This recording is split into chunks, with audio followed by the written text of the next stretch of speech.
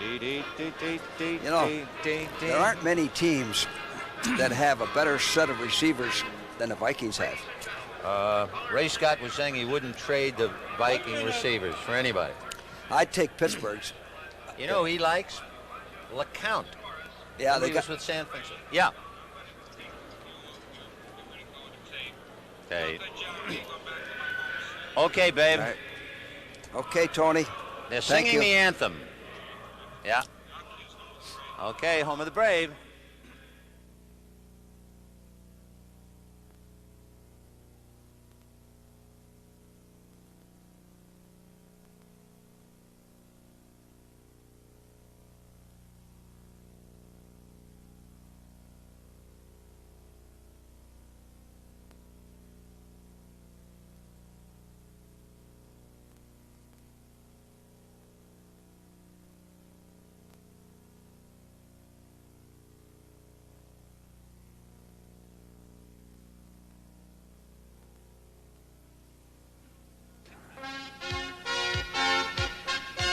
From Metropolitan Stadium in Bloomington, Minnesota, CBS Sports presents the Philadelphia Eagles versus the Minnesota Vikings.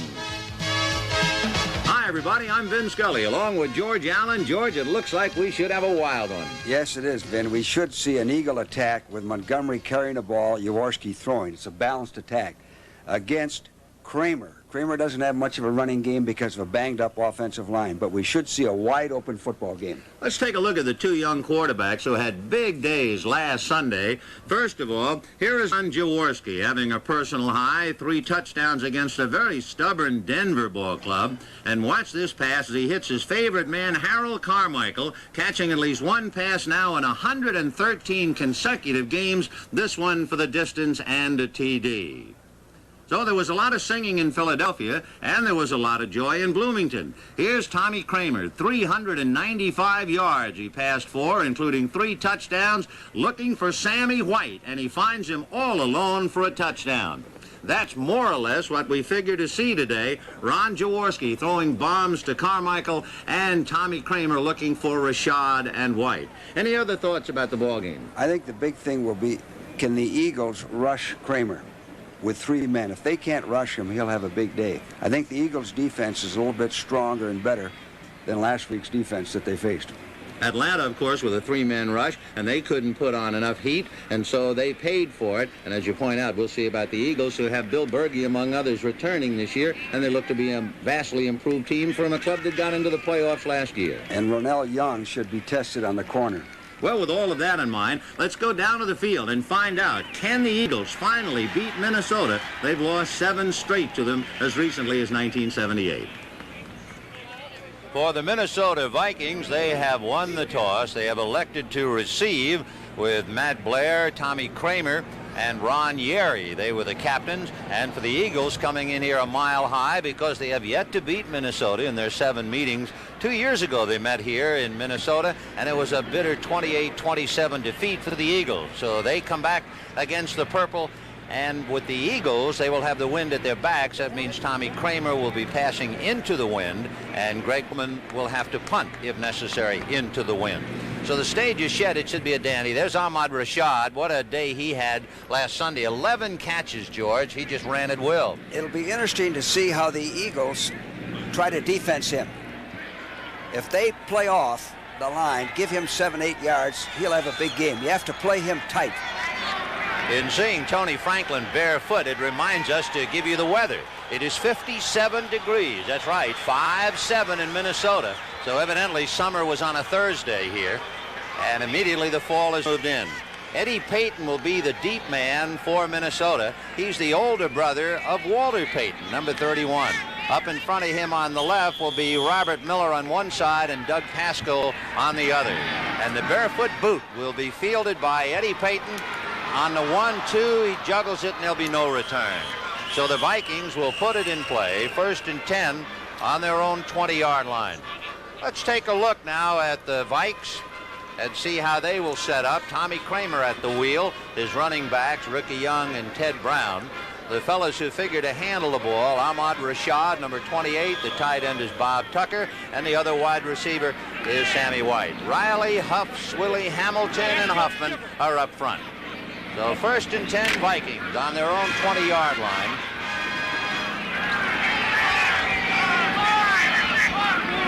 Stu Boyd, a tight end on the right side as they go slot left, and there goes Ricky Young in motion to the right.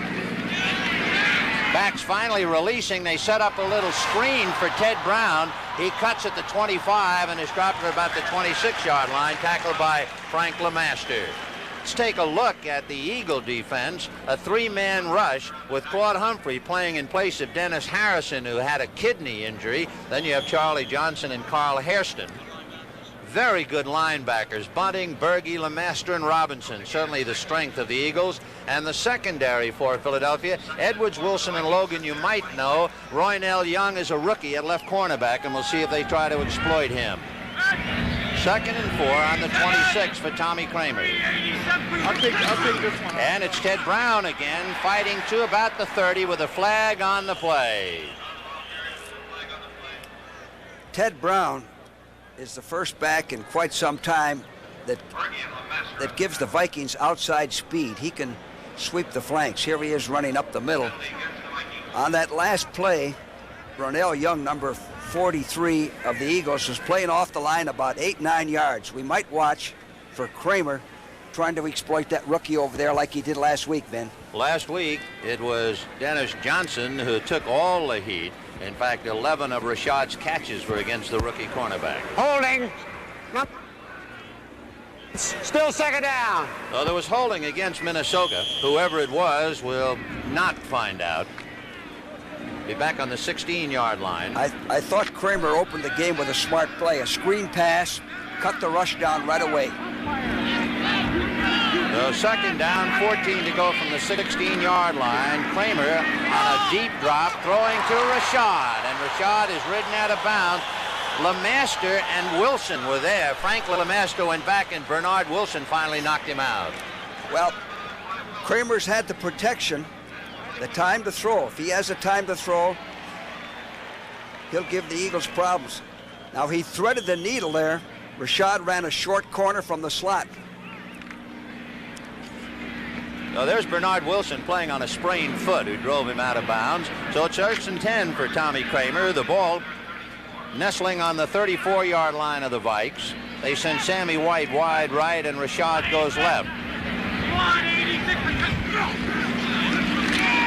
Kramer on a roll, and he's going to go for a bomb, and all alone is Sammy White, and finally Roynell Young brings him down, but they're going after the rookie. Well, he ran an out and up. Play action. Here it is, play action. Good protection. Plenty of time, out and up. The ball hung a little bit. If the ball doesn't hang, he might score. And Young is going to knock him out at the 25 where they spot the ball. May, in fact, make it now down to the 21.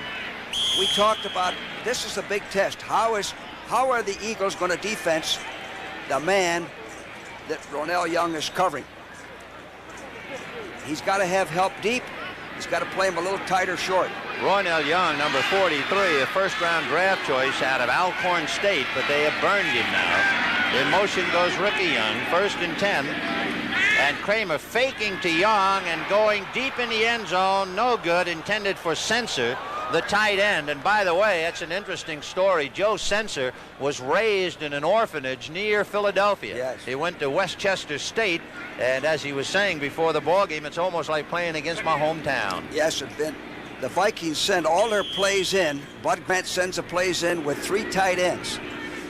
Here they're coming in, Tucker, Voigt, and Sensor.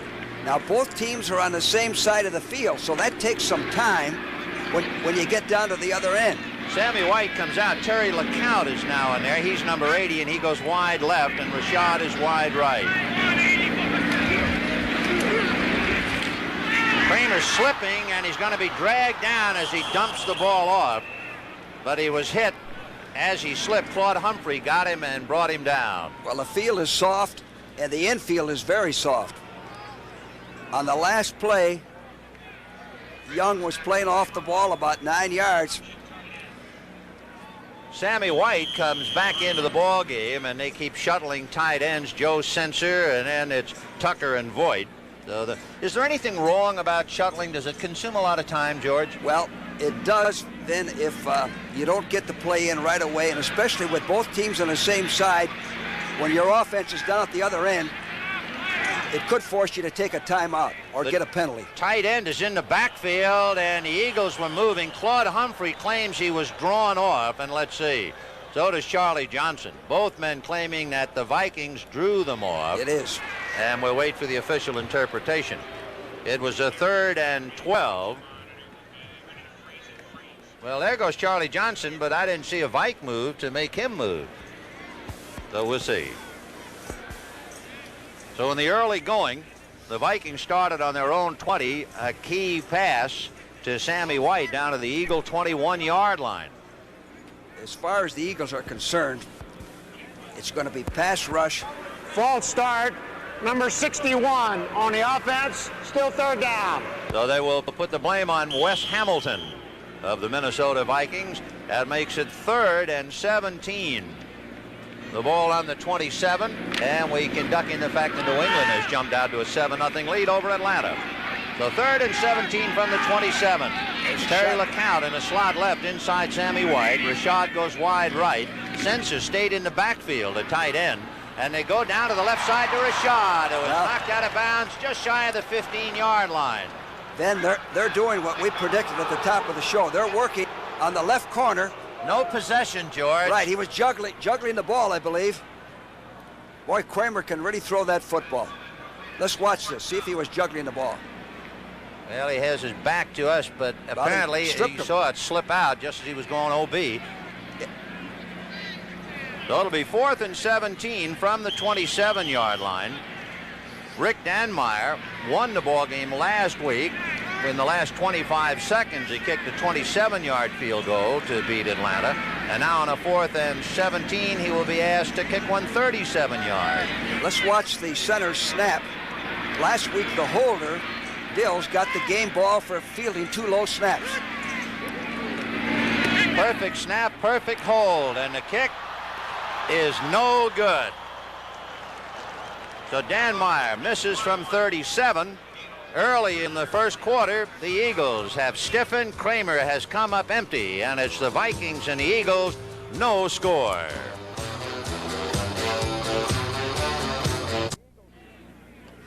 So the Eagles stiffen on defense. Danmeyer misses a 37-yard field goal attempt, and now it's Jaworski and company. 1st and 10 on the Eagle 27-yard line, out of the eye. Wilbert Montgomery is the deep back, and now he splits alongside Leroy Harris. And they go slot left. Carmichael is in a slot inside Charlie Smith. Wilbert Montgomery on his first play of the day, and he's out to about the 34-yard line, and the Vikings bring him down. Turner, McNeil, Knopf, and Hannon were all up in there, so the Vikings were trying to smother him with purple. Well, the Eagles are a multiple set team, just like the Vikings. They ran an off-tackle play with their good back carrying the ball, Montgomery, and Harris blocking. Now, the Eagles have a fine running game. Jaworski does not have to live by the pass. He can use his passes sparingly, go play action. The Vikings have to stop the Eagles' running game first. 2nd down and 2 for Jaworski, and they go slot right. And this time Charlie Smith comes out of the slot and goes motion left. Play, and they hand it to Leroy Harris, who bumps heads with Scott Studwell. And it's a question of where they spot the ball and where they figure his forward progress is concerned, but it would appear as if he made the 1st down. Leroy Harris, who has a sprained knee, he was a doubtful starter, but he's in there. So it'll be a 1st down for the Eagles. They spot the ball on the Eagle 38. Jaworski had 3 touchdowns passing last week, and the Eagles were full of admiration for the fact that he had matured. Here comes Montgomery, and he's across the 40 to about the 42-yard line. He was tripped up by Duck White, number 72. Jim White, of course, a veteran for many years. This is 5 years experience with Minnesota. Then the Eagles' offensive line works very well together. They're experienced. They're well disciplined. They've got a lot of character people on the entire football team. But I like that Eagle offensive line. They come off of the ball They stay with their blocks. That's why they're running this football so well. 2nd and 6 on the Eagle 42. Carmichael goes wide right. Smith is left. Harrison Montgomery, the running back. Jaworski gets a good block in the backfield, and now he hits big John Spagnola, who has dropped across the 45. Now finally brought him down, but good protection for Ron Jaworski. He was getting heat from the left side. Matt Blair along with Scott Studwell, and there's the key block to cut Studwell down. Good protection. And the pass completed. And Jaworski takes what the defense gives him. He reads the coverage and takes what the defense gives him. And that's what happened on that last play. 1st and 10 on the Minnesota 45-yard line. Charlie Smith wide left with Carmichael in a slot. Jaworski play action fake to Montgomery. Then he's going to dump it off to Leroy Harris for a first down. Knopf drags him down at the 30-yard line, and the Eagles are on the move. Well, by having a good running game, that set up that last play. Here he's faking the run. Fakes to the fullback, fakes to the halfback. Nobody covers the fullback. Harris wide open. Nice execution, good call. 15 yards on that pickup to the Viking 30. Remember, the drive started on the Eagle 27. 9:46 left in the first quarter. Slot left, Spagnola, the tight end, on the right side, and they pitch back to Montgomery with Harris blocking, and he is across the 25 as Montgomery and slides out at about the 23. Mullaney finally brought him down. Pretty good block by Harris on John Turner. Well, Jaworski's mixing his calls real well, runs and passes. That time he went on sound, went on a quick count,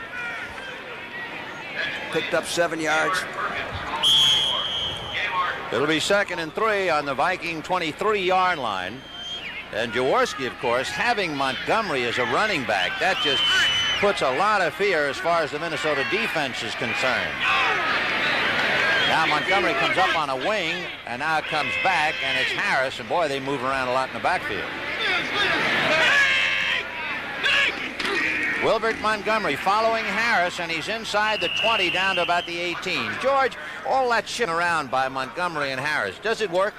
Well, it's supposed to force the defense to call audibles and give them less time to recognize the final set. It never bothered us too much, Vin, because we'd let them shift, and when they got into their final formation, then we call our defense. Who's us, George? Well, the Redskins. 1st and 10 on the Viking 18-yard line. At Carmichael wide left, Charlie Smith wide right.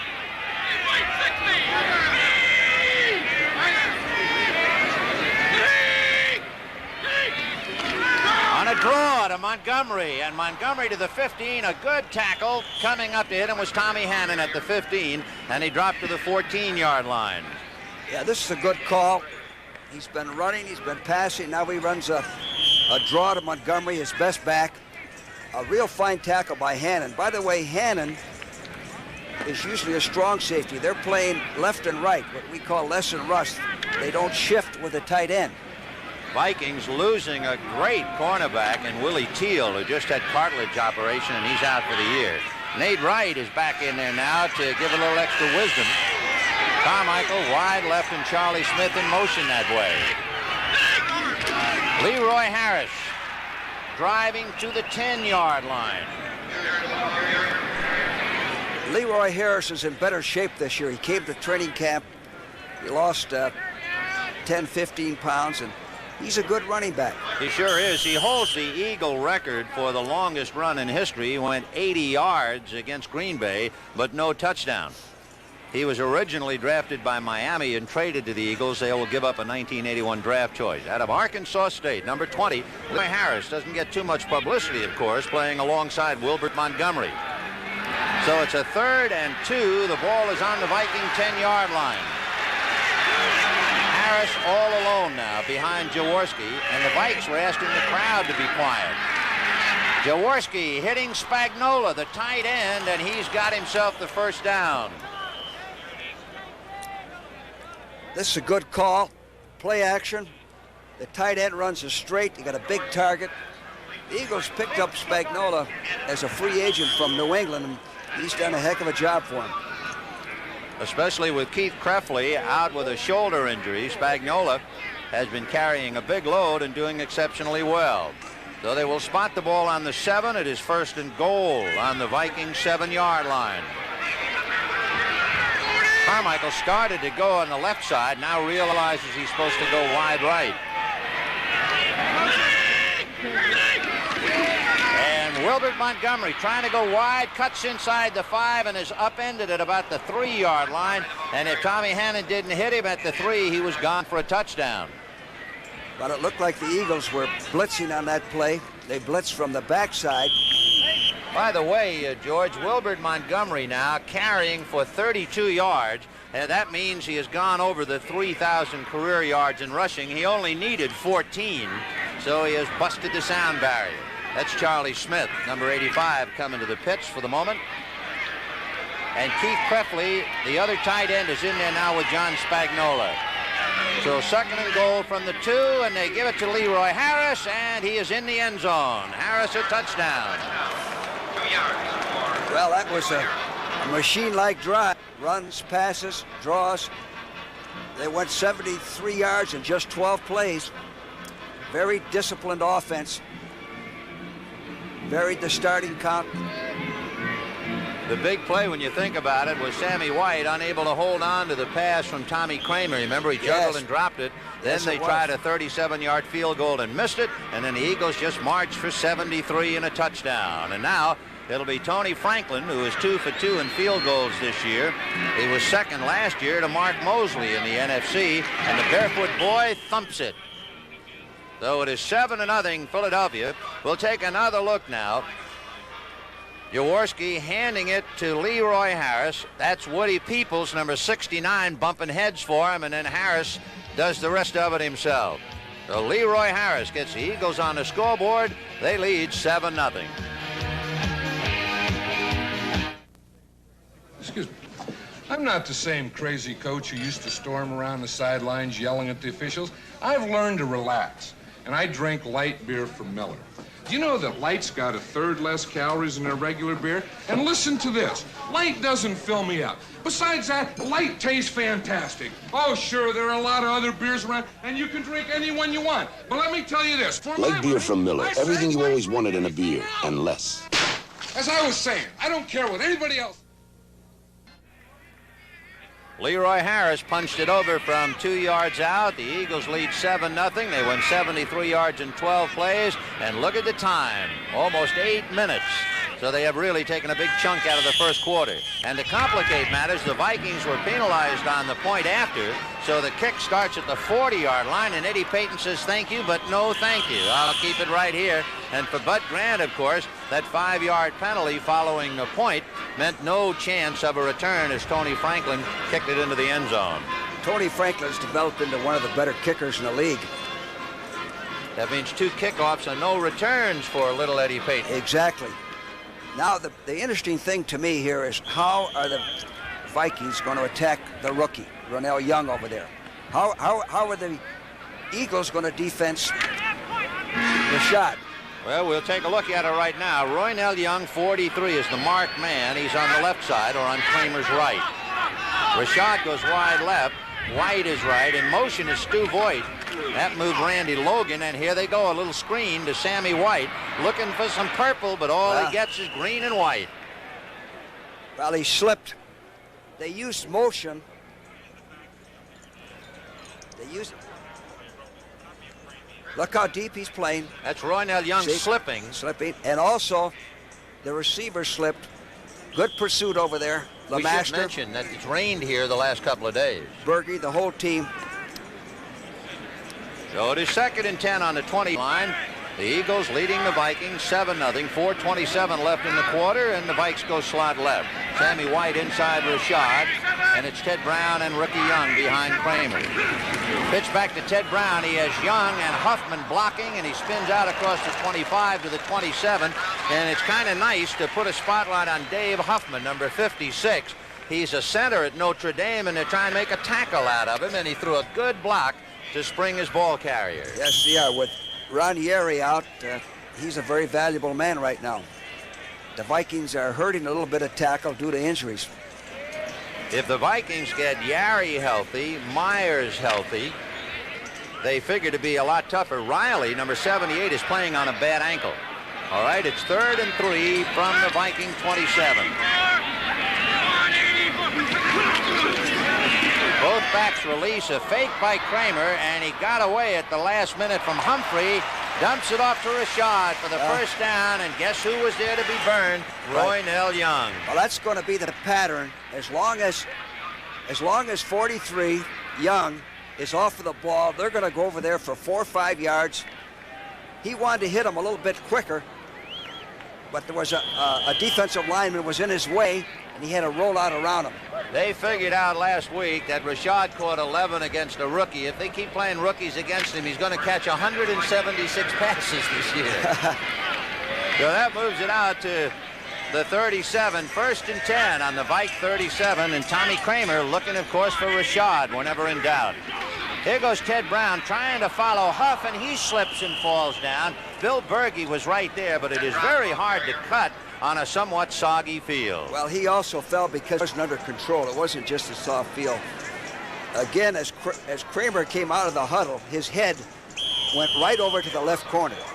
Now, Ronell Young is a fine athlete, a good first-round pick. He's going to be a fine football player. All he needs is experience. Well, he's going to get it today. As you saw, the Jets leading 3-0.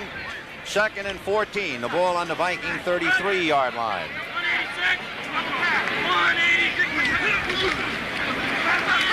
Kramer getting heat, tosses it high and wobbly, and it's caught by Joe Sensor, the tight end, and he got it at about the 42, taking it away from John Bunting, the linebacker. Boy, this was a dangerous pass.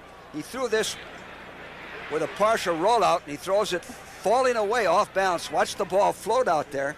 Sensor made a big touchdown reception with 3 men on him against Atlanta, and he took that away from Bunting. So he's quite a kid, 6'4". Yes, sir. He had back injuries last year, and he is really starting to play. He has good hands, was a basketball player, and he can go up and get the ball. 3rd and 5 on the Viking 42. It is 7-0 in favor of the Eagles, so Tommy Kramer now on a move out of the shotgun. Sensor is in the backfield with him and now releases. And Kramer zips it, no good. Now, I'm not sure. I think it was for Terry LeCount, number 80, but he didn't cut where Kramer expected him to. Well, Kramer was rushed a little bit and had to throw the ball before this receiver was open. Here it is. This is from the shotgun. Ronell Young jammed Rashad, and that helped. So Greg Coleman now will have to punt the ball, standing on his own 30-yard line.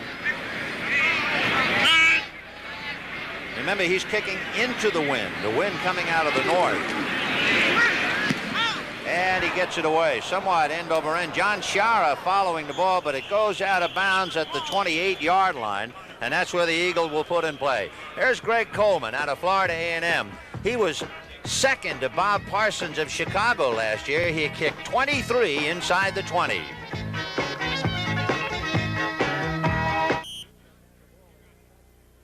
First time the Eagles had the ball, they went 73 yards for a touchdown. Leroy Harris scoring from 2 yards out. Now let's see what they do on their own 28 as the Vikings offense takes a little breather and goes over a few plays.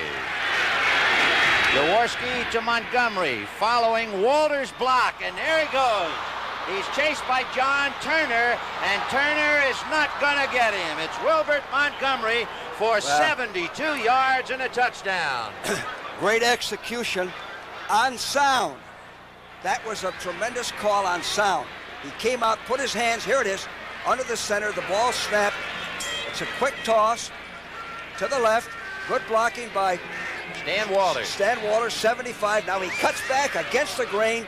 This guy has speed. He turns it on all the way. That's the big play. He avoids the last possible tackler. So Wilbert Montgomery goes 72 yards for a touchdown with 2 minutes and 14 seconds left in the quarter. Tony Franklin and that bare right foot trying to make it 14-0 Eagles, and he has done just that. Then that's the advantage of having that good, sound, tough, hard-nosed running game. There's Wilbert Montgomery, one of the great running backs. He led the NFL last year in total yardage, total production, as they call it. He's produced again today. Where can you find someone to service all the parts of your car with the know-how and equipment to check wheels, brakes, engine, suspension, almost everything? Someone who'll give you a written estimate and fix only what you want fixed. Firestone Car Service. That's where. 24,000 Firestone Car Service bays are waiting to serve you. For this week's specials, check your newspaper.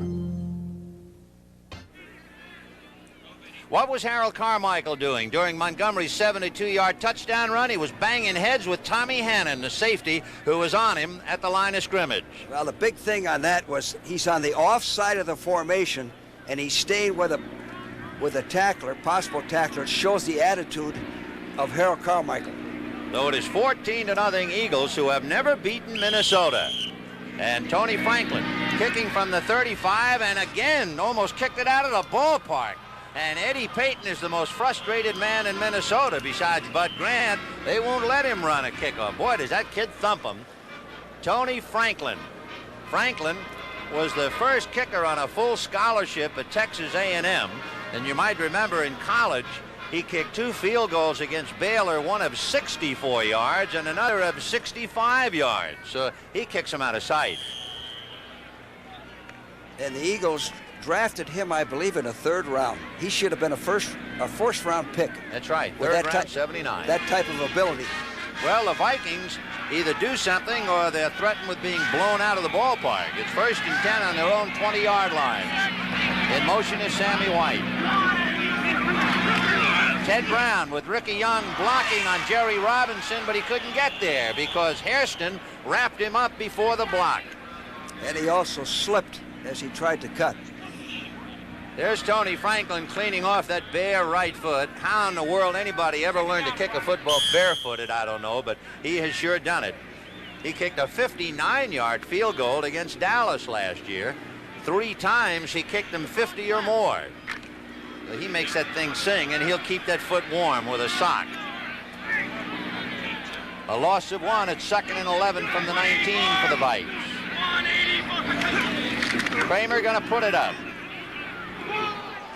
Intended for Ahmad Rashad, triple coverage. There was LeMaster, Edwards, and Wilson all there, and a flag on the play.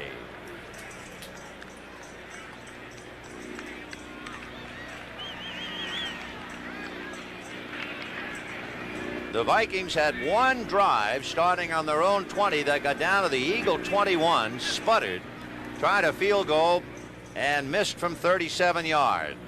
So Tommy Kramer thoroughly frustrated. Then sometimes when you score early and score twice in a row, it's a disadvantage. There's a tendency to let down. Number 43 on the defense. 1st down. Well, so defensive holding, an automatic 1st down, and it was on the young man, Roynell Young. And whatever you do, please don't misunderstand. We are not trying to pick on Roynell Young. He is just very much a very important part of this game as the Vikings try to exploit him. 1st and 10 on the Viking 24.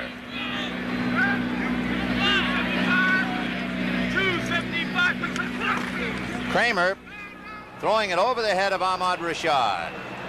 the reason that call was on Roynell Young, 43, is they rolled up over there, and he jammed the receiver, stayed with him a little too long. That was the reason for the penalty on the previous play. It's hard to believe, but of course, as Stu Voigt comes out, we drop an annoyed about the Eagles.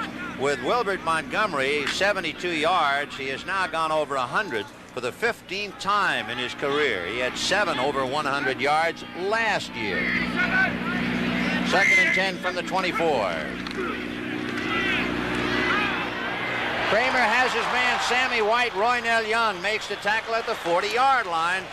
So the Vikings might as well take an ad in the paper. We want you. Yeah, well, this is, again, Sammy White now working on 43, Roynell Young. He drove him off and came back, ran a stop pattern. It's a good first down call. Get the first down. Very difficult to stop that that play unless you jam the receiver and throw him off course. So Kramer now has passed for 106 yards, although he is still empty. It is 1st and 10 on the 41-yard line of Minnesota as they go slot left. Second man, Ricky Young, and he runs into, among others, Charlie Johnson, number 65. Johnson brings him down. We have 30 seconds, 29 seconds left in the first quarter. 14-0 Philadelphia. This is a big series for the Vikings, Vin. They're behind 14-0. They got to get a drive going and put some points on the board. There's Tommy Kramer, and of course, the 7th son of a 7th son.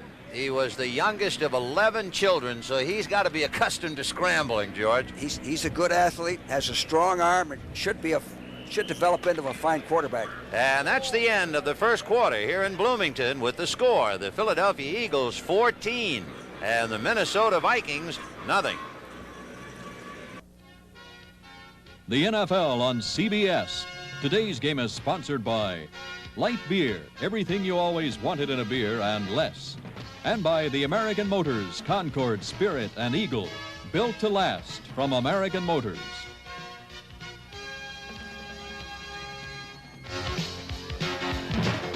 Vin Scully along with George Allen at Metropolitan Stadium in Bloomington. It's been all Eagles so far. The lead 14-0 as we start at the second quarter, and the Eagles still plotting for more. But right now, it's the Minnesota Vikings trying to mousetrap Dick Vermeil. 2nd and 6 on the Viking 45. In motion is Ricky Young.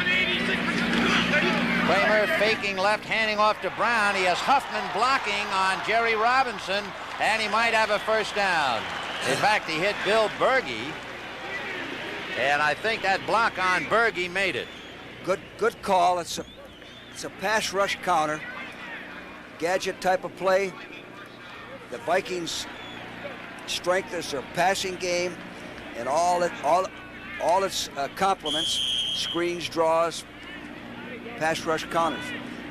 So it is 1st and 10 on the Eagle 48, and of course that key block on Bill Berge just did get him out of the way. It was almost a clip as Berge started to try to turn on the play. 1st and 10 for Tommy Kramer, who is 7 for 11 and 106 yards.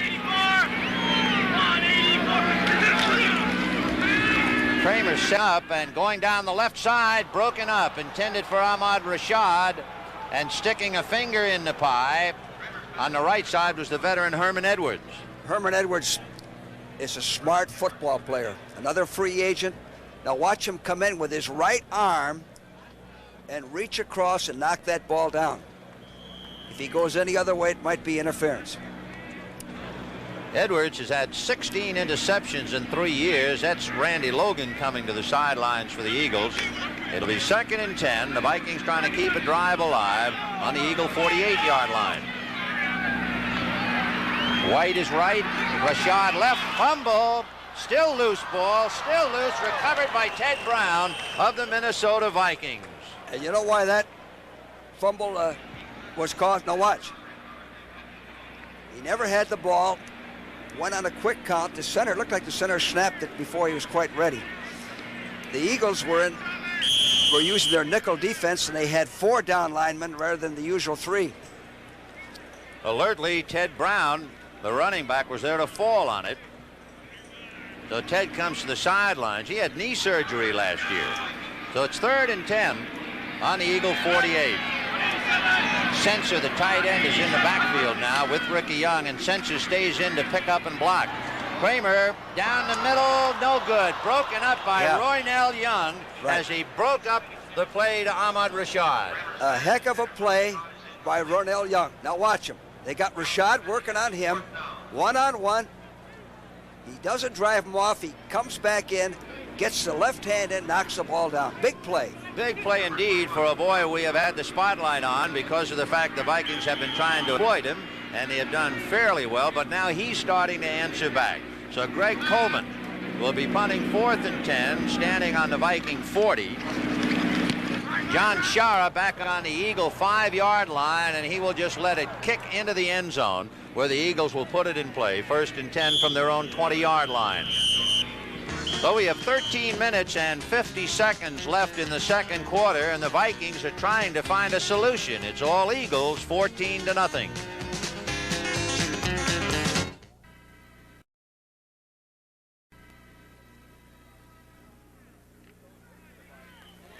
The Eagles leading the Vikings 14-0, 13:50 left in the second quarter. 1st and 10 on the Eagle 20-yard line. Prefley, the tight end, on the right side, and Carmichael is wide left. Second man, and that's Wilbert Montgomery, tripped up on a hand tackle by Mullaney, who just did get his ankle. Montgomery, under a full head of speed, however, kept going for a few more. The nice thing Jaworski has here, he's got a 14-point lead. He can do anything he wants. He's in his own territory. He can hammer it out and run the football until he gets better position to throw it. He doesn't have to rely on the pass to get out of the hole. Ken Sanders and Doug Sutherland up front now for the Vikings. Ball on the 22, 2nd and about 8.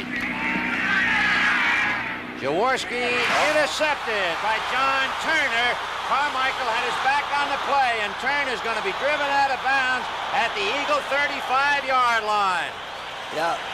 John Turner steals one on Carmichael. The ball is intended for Carmichael. It doesn't appear as if he's looking for the ball. The ball was a little bit underthrown. He had him open. Nice interception by Turner. Now, we talked about getting 2 quick scores. Tennessee to let down. This puts the Vikings back in the ballgame if they can put some points on the board. So Ron Jaworski burned by John Turner, who made that big interception. Now we'll see if the Vikings can do anything with it. It's 1st and 10 on the Eagle 35-yard line.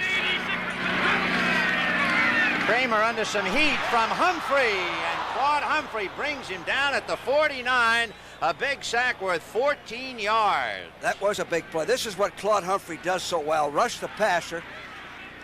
Now Kramer's trying to throw a screen or a check down. The back was held up. 23, Ted Brown was held up and he couldn't get out. That allowed Humphrey to sack him. Humphrey had 10 sacks last year, and so Tommy Kramer felt his heat. Humphrey at 6'5", 258 really put the slug on him. Ted Brown taking a breather on the sidelines. That puts Joe Sensor, the tight end, back in the backfield. 2nd and 21 on the 46. Kramer out of the shotgun, being charged by Humphrey, but he got away from him. He was tripped up by Hairston, and Bernard Wilson tried to intercept, but it was broken up. Well, they're getting a rush. They're starting to put the rush on Kramer.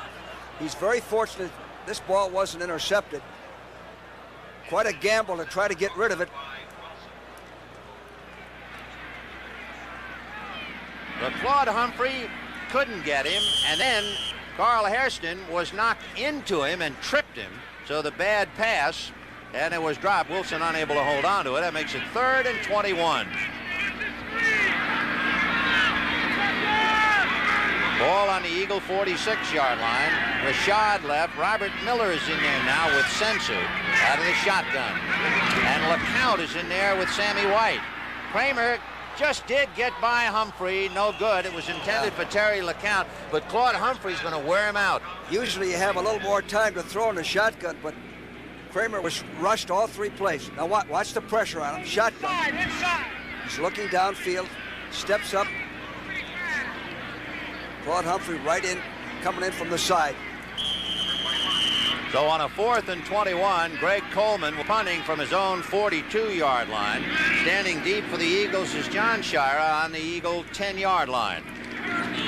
Coleman angling for the sidelines. It's going to bounce at about the 14. Shira will let it go, and it's, look out, there's one of the officials knocked on a charging Viking getting downfield, but he's okay.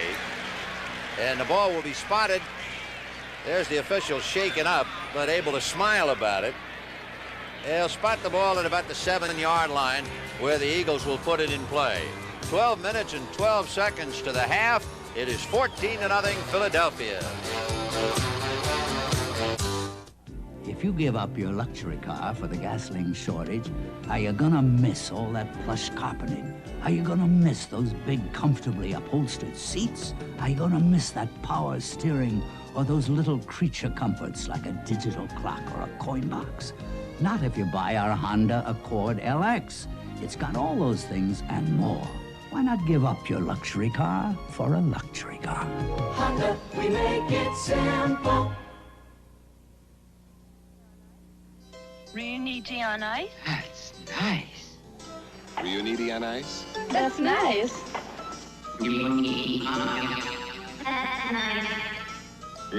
Philadelphia 14, Minnesota nothing. We have 12 minutes and 12 seconds to the half, and the Eagles stiffened after the interception. They'll take over 1st and 10 on their own 7-yard line.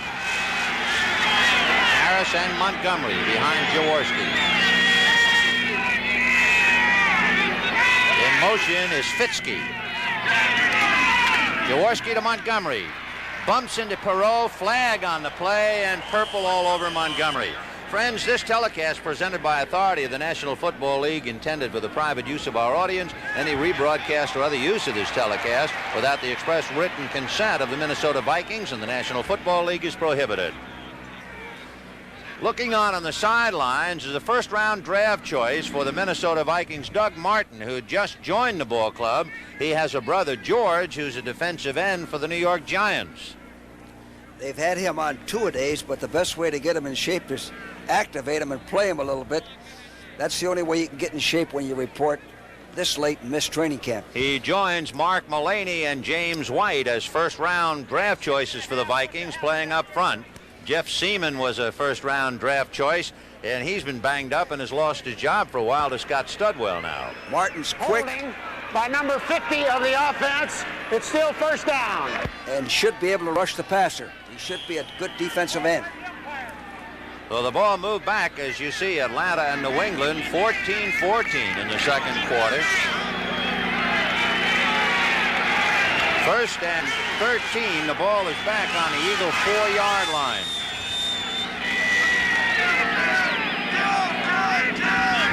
In motion is Scott Fitzke.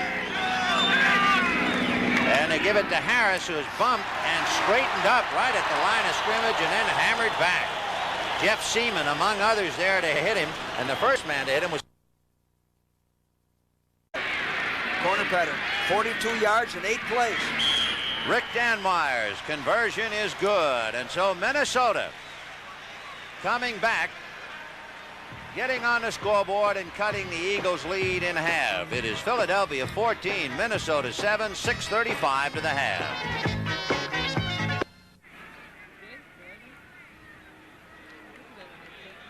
Rick Danmeyer signals he's ready. Deep is Zach Dixon standing on the 3-yard line for the Eagles. And the kick is not too deep as Dixon comes up to take it at the 5, to the 15, and dropped right there. And the first man to hit him was Keith Nord, who dropped him, number 49. Sometimes, we've already talked about this, then the momentum can change in a hurry. You get 2 quick scores, you hit a couple of home runs. So you don't mean to let down, but there's a tendency to let down. Now the fans and the Vikings defense came on the field sprinting. They feel something. Now it's up to the Eagle offense to turn the momentum around the other way. 1st and 10 for the Eagles on their own 19-yard line. The last time they had the ball, they had it on their own 7-yard line, so they haven't had good field position of late. They give it to Montgomery with Peoples out in front. Grabbed from behind and dropped by Duck White, along with Ken Sanders, Tom Hannon. Then you mentioned Peoples. What a job that Woody Peoples has done since he came over here from San Francisco. He's a steady football player, doesn't make mistakes, doesn't miss practice, a good team man. He's really done a job. He spent 2 years in the Army. He also spent 1 year playing semi-pro ball, and with all of that behind him, he still has 12 years of experience in the NFL. Number 69, Woody Peoples of the Eagles. Go to 2nd and 4 on the 25. Play action fake to Montgomery. Jaworski with a lot of time got away at the last minute, but there's a flag on the play, and he wisely is down at the 33-yard line, and we'll see about the flag. Well, Talk about sitting down. Yeah. He had all day to throw. He had so much time to throw. The receiver wasn't open. Preliminary signal is holding against the Eagles. With the new rules, they've almost legalized holding. The offense can use their hands so much that you practically legalize holding with the offensive line. They can extend the arms. So the Eagles, who had it 1st and 10 on their 7 and finally had a punt from the 5. By the offense, number 75, it's still 2nd down. So the holding against Stan Walters, and of course he's a 2-time Pro Bowler, but he was caught with his hand in the jar. That'll make it 2nd and 14 from the Eagle 15-yard line. Out of the eye this time. Carmichael is wide right.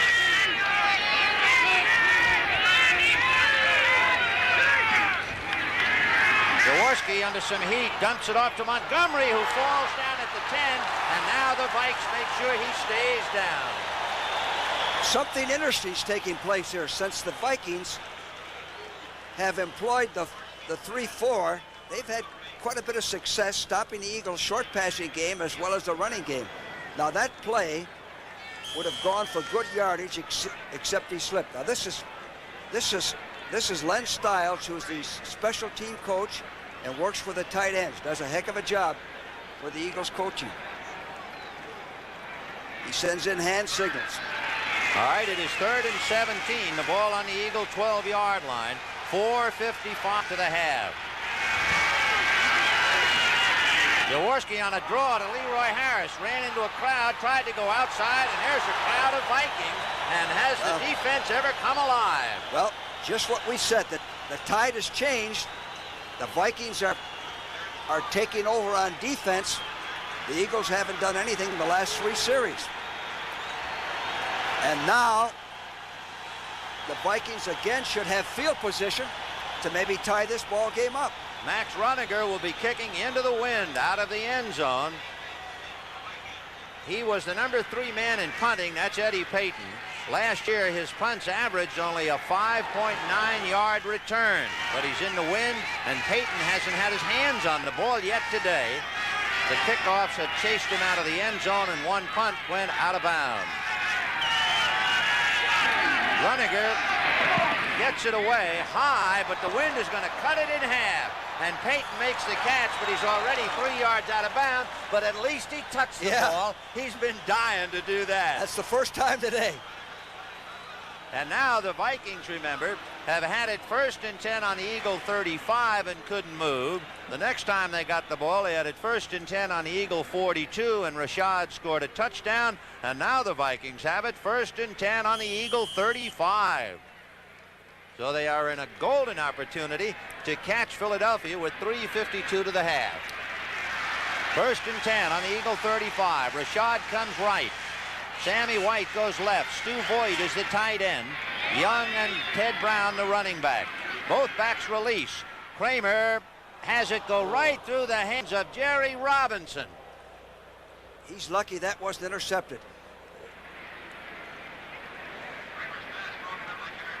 He was rushed. What the Eagles did the last play, they took the weak side linebacker and put him in a walkaway, which is half the distance to the wide receiver to help Young.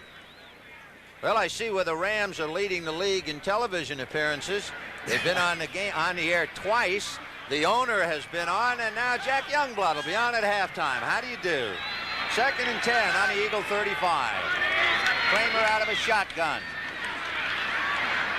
And Kramer throwing to Sammy White, who took it away from Herman Edwards, and that should be the 1st down. And there's a flag. Flag on a play.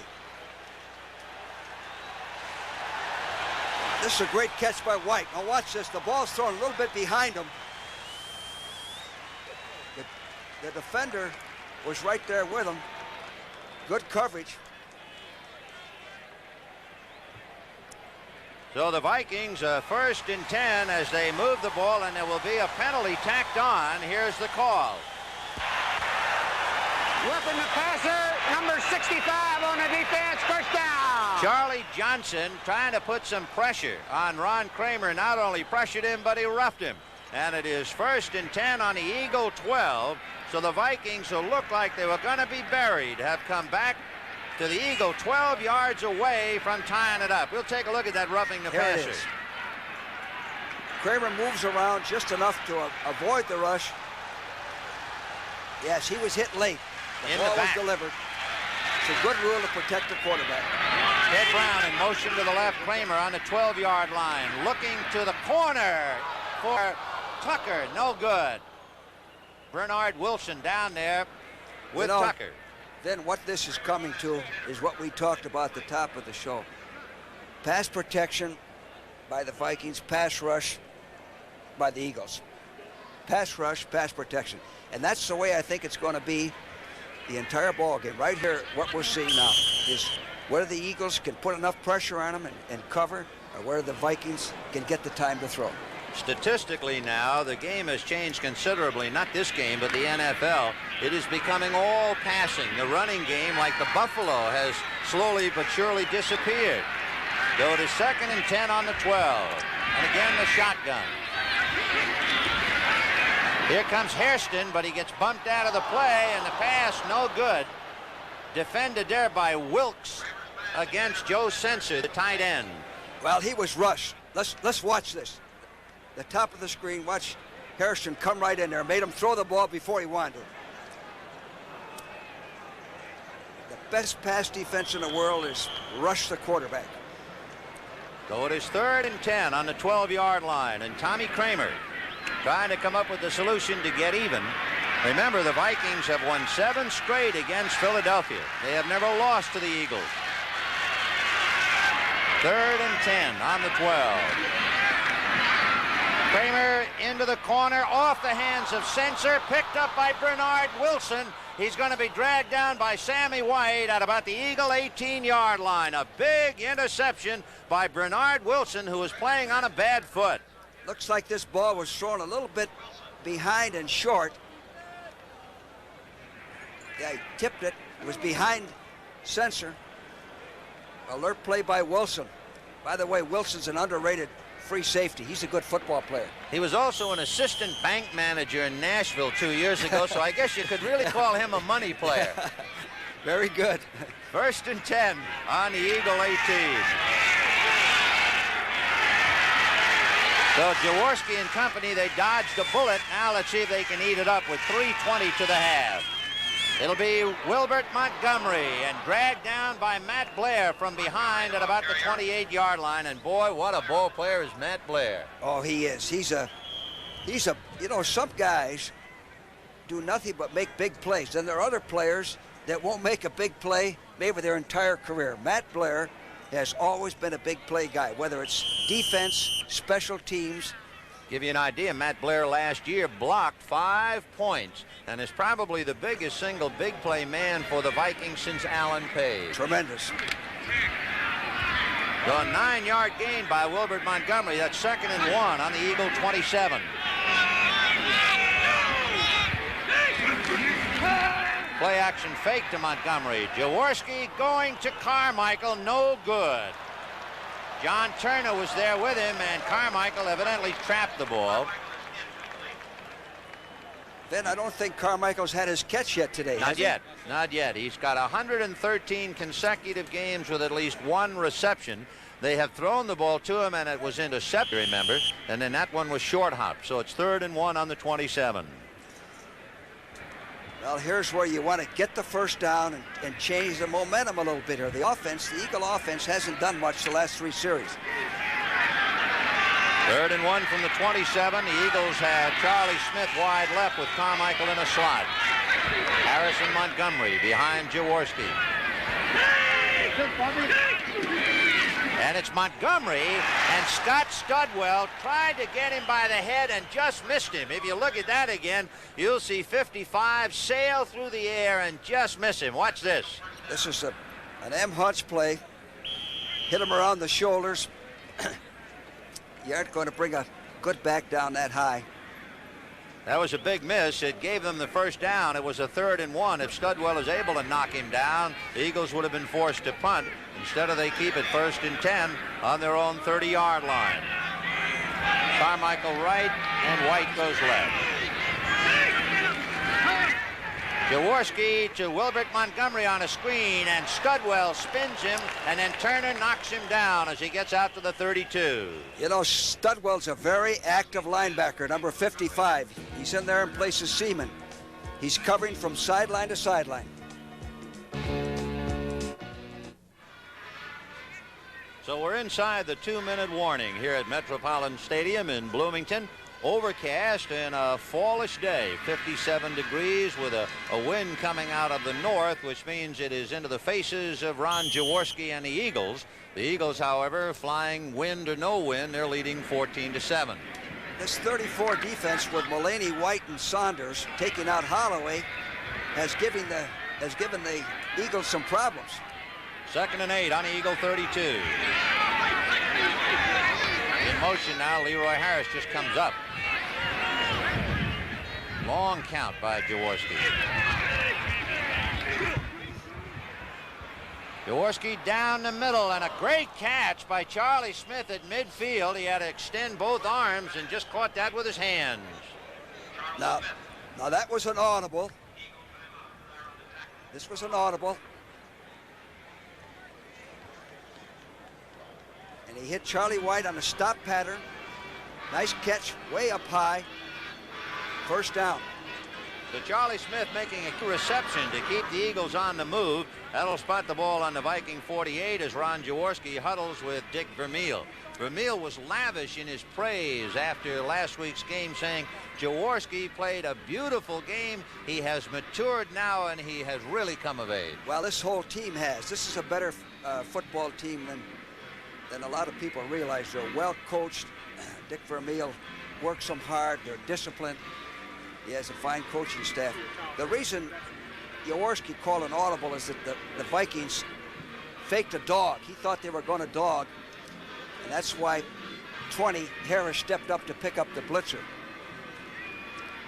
Jaworski last year had only a dozen interceptions while throwing for 18 touchdowns, and then he coming off a very good exhibition season. He broke the seal, of course, last week with 3 touchdowns against Denver. 14-7 Eagles, 146 to the half. They played so well against Denver last week in that opener. If you're not careful, when you open up and play an almost perfect game, there's a tendency to let down the next week. Well, 1st and 10 on the Viking 48-yard line. Charlie Smith goes wide right. Carmichael is wide left. Fitzke is in a slot going deep. Jaworski's going to dump it to Leroy Harris. He's to the 45, to the 40, and steps out of bounds. That'll stop the clock with the ball at the Viking 40 with 1:40 left to the half. Smart play by Leroy Harris. Got out of bounds. Stop the clock. Jaworski wanted to go downfield. He had the outlet man. Good coverage by the Vikings. Forced him to get off. 2nd and 2 on the Viking 40-yard line. Jaworski is 7 for 10 for 58 yards. He's thrown 1 interception, picked off by John Turner. He goes slot left. Both backs release. Jaworski throwing over the shoulders of the on-rushing lineman to Leroy Harris, who gets inside the 35-yard line and picks up the 1st down. Actually, what the Vikings are doing, they have 3 down linemen, but they're dogging 1 linebacker, so it makes a 4-man rush. With Franklin, then they're in field goal range right now. You saw that implacable Bud Grant countenance just staring out at the field. For Bud, of course, he has 10 new players on the club, and here in Minnesota, one thing that has not been a Minnesota trademark, they have had a lot of injuries, and very early. They had a pretty good draft. They had 7 or 8 people that they're counting on out of 12 draft choices that they think can help this ball club. And we mentioned that one of them they've already lost, and that would be Willie Teal, who was a 2nd-round pick. a rookie who underwent knee surgery and is lost for the year. And of course, up front on the offensive line, they have a for the first time in their last 5 possessions, the Eagles have good field position. They have the ball on their own 47-yard line, and they'll put it in play 1st and 10. Charlie Smith right. Harold Carmichael still looking for his first reception of the day. Goes left. Montgomery and Harris, the running back. They go to Carmichael, and he fell down. Now, how do you like that? That's one sure way of increasing your consecutive string. A quick screen to the X-man, to the split end. He slipped and fell. You know, talking about running, the Eagles have only made 31 yards running since the touchdown by Montgomery. So neither team has done much on the ground. There's Harold Carmichael, 6'8", 225 pounds, a #1 receiver in the NFC last year. 2nd and 10.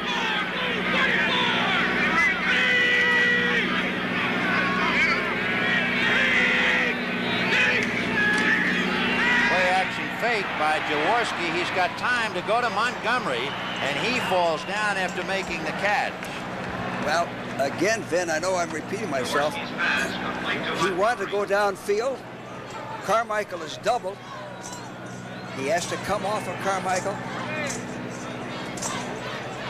and dump it off. He only made 3 yards on. If they need a field goal, he'll be ready. It is 2nd and 10. The ball on the Viking 23-yard line with 1:16 to the half. Slot left. Carmichael inside Smith. Back up, Bob. And Jaworski with time in the end zone, broken up. And the man to touch it with Tommy Hannon. Nate Wright was also there, so they double team the tight end, Keith Krefli. He's very fortunate that wasn't intercepted. Watch Tommy Hannon, 45, come across here. He has a good chance to intercept this right there. Very fortunate that wasn't intercepted. So this will be the call now for Ron Jaworski. 3rd and 10 on the Viking 23. We have 1:12 to the half. Then the thinking here is, do you get the first down? Do you go for a pass 11, 12 yards and get the first down? Or do you go for a touchdown? Or do you run the ball and get it closer for the field goal? Billy Campfield is now in there in the backfield, and he's in motion to the right. Montgomery releases, and they give it to Wilbert Montgomery, and John Turner brought him down. And let's check and see where they're going to figure he spotted. It's enough, certainly for Tony Franklin, because the ball is down close to about the 21-yard line. That last pass is like a run. It's like a 4 or 5 yard run when you dump it off to the second back. So they're going to ask Franklin to kick a 31-yard field goal. And to repeat, he kicked a 59-yarder against Dallas. Minnesota is going to take a timeout with 45 seconds to the half. Tony Franklin, to call this a chip shot, it really means it. He was 20 for 24 on field goal attempts inside the 50, and 3 times he kicked it 50 or better. His longest field goal so far this year, 32 yards. So by the time the spot will go down, he'll have to kick 38 yards, a line of scrimmage on the 21. He believes that he gets a better feel of the ball, the leather, by kicking without a shoe. And the cold weather doesn't bother him. Boy, I would love to have seen those boots against Baylor, one for 64 and one for 65. But we'll settle for this one. So the Barefoot boys stood on the deck. 38-yard field goal, the line of scrimmage at the 21, so John Shara will spot it 7 yards deep, and then you tack on the 10 yards from the goal line.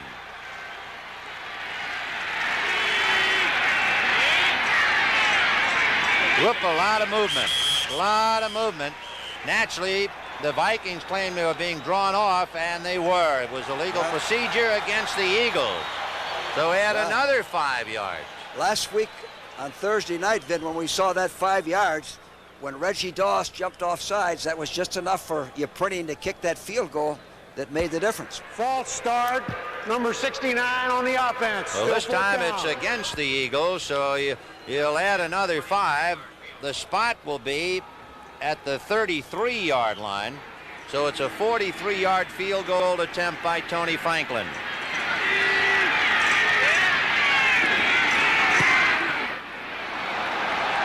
It is no good, and the Minnesota Vikings have dodged a bullet.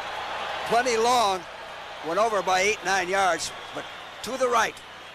So that's the first field goal attempt that Franklin has missed. He was 2 for 2 last week. Well, the line of scrimmage at the 26-yard line, and that's where the Vikings will put it in play. 1st and 10.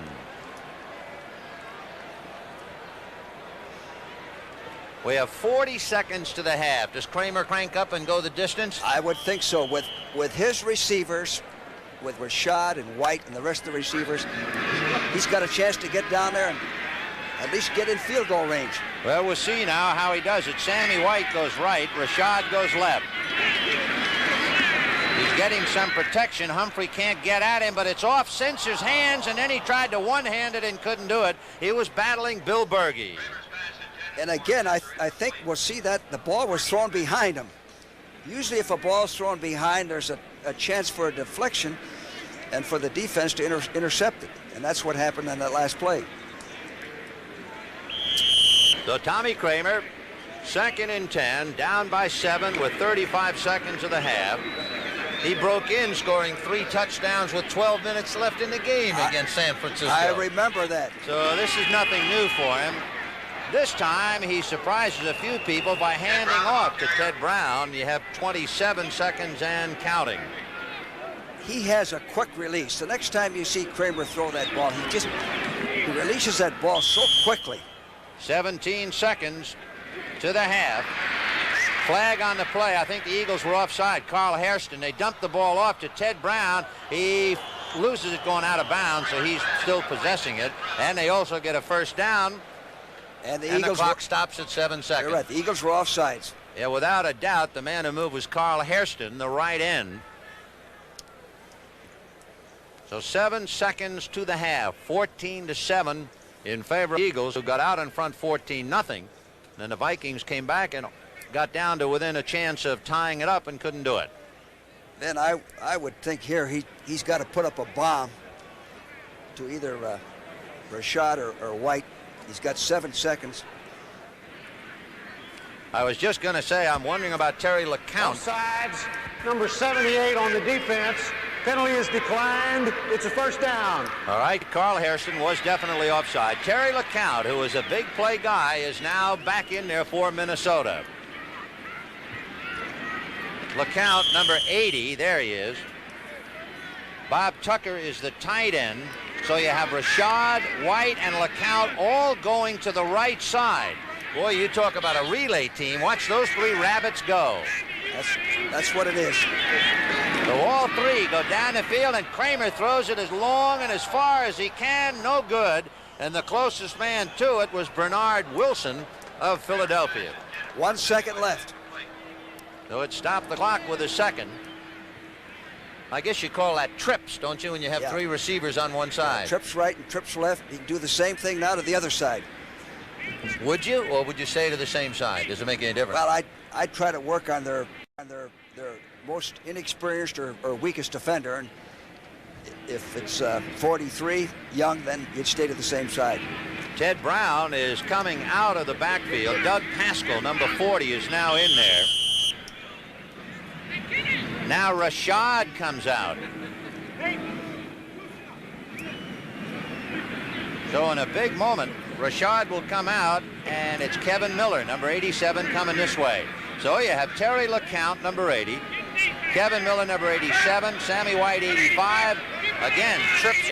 3 receivers going downfield for Kramer. Time is going to run out, and Kramer has run out of time as he is necktied by Charlie Johnson, and that's the half. Johnson's had a good half. He's had constant pressure on Kramer. He's a good nose man. Tie him in with 87, Claude Humphrey, you got two fine pass rushers. In looking back over the ball game, of course, the highlight was Wilbert Montgomery's 72-yard touchdown run. Ahmad Rashad came back with a touchdown to get Minnesota in the ball game. The Vikings had a chance and let it get away, so the Eagles lead at half, 14-7.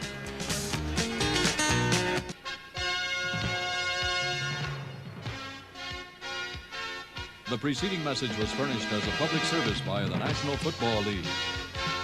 The NFL on CBS is sponsored by the Ford Motor Company, bringing you a new generation of small, fuel-efficient cars that arrive this fall. Today's Army, join the people who've joined the Army. And by Prestone 2 Antifreeze. It has a silicone silicate formula to lock out rust and corrosion.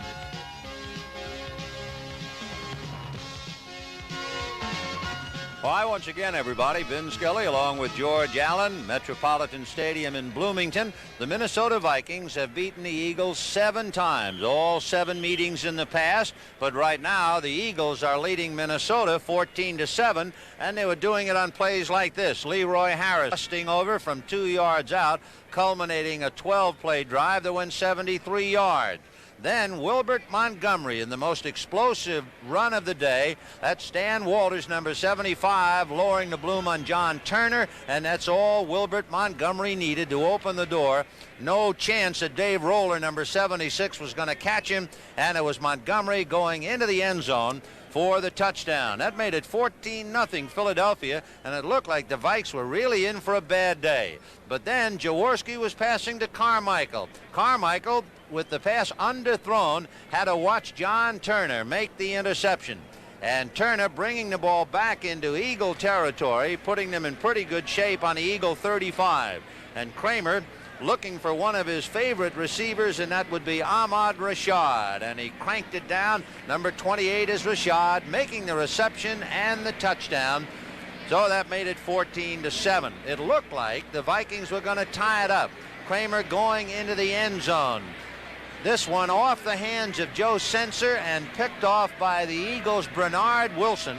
So the Eagles dodged a bullet, went on to hold on to the ball, miss a field goal, and it is 14-7 Philadelphia as we await the start of the third quarter. Rick Danmeyer will be kicking off.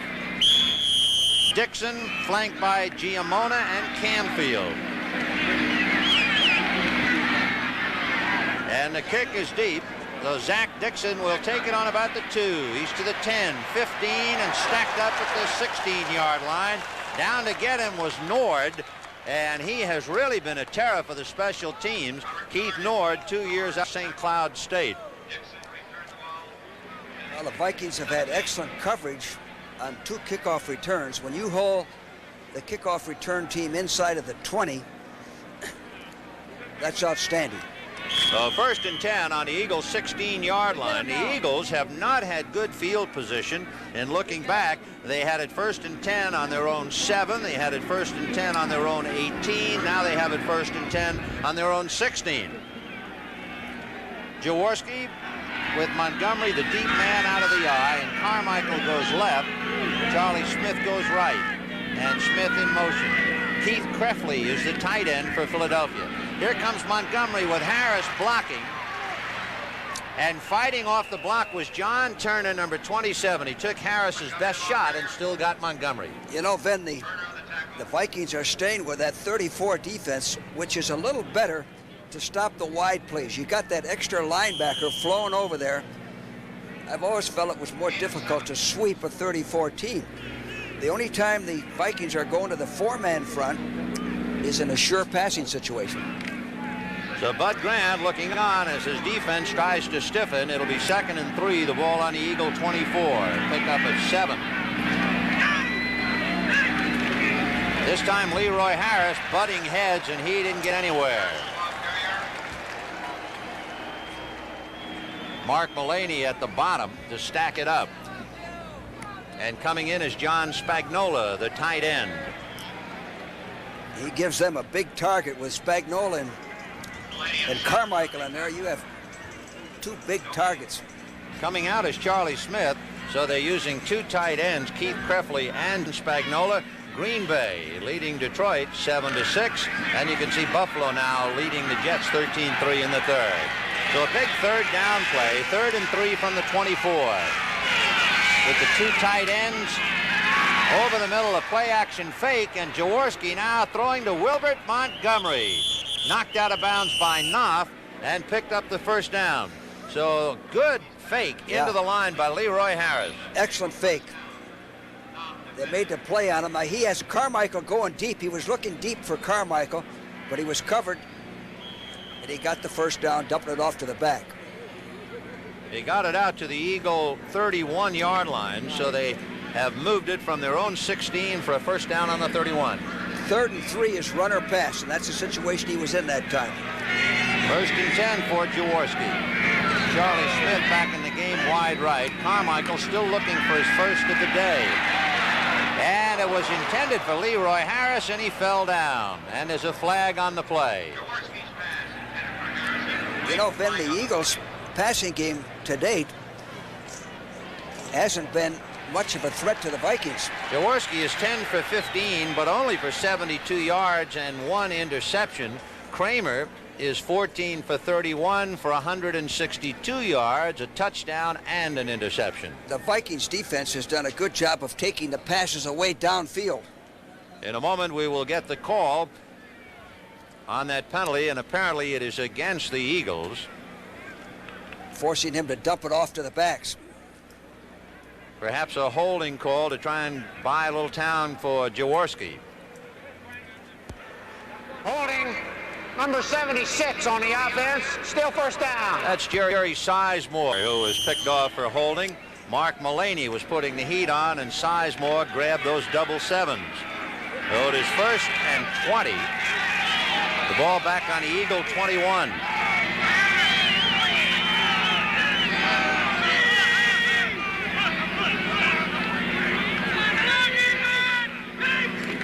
Here comes Montgomery, and he got away from Mullaney. Turned in by Hannon, and Studwell will bring him down along with John Turner. Well, that's a counter play. He was hit for a 3-yard loss and got back to the line of scrimmage, maybe picked up a yard on his own.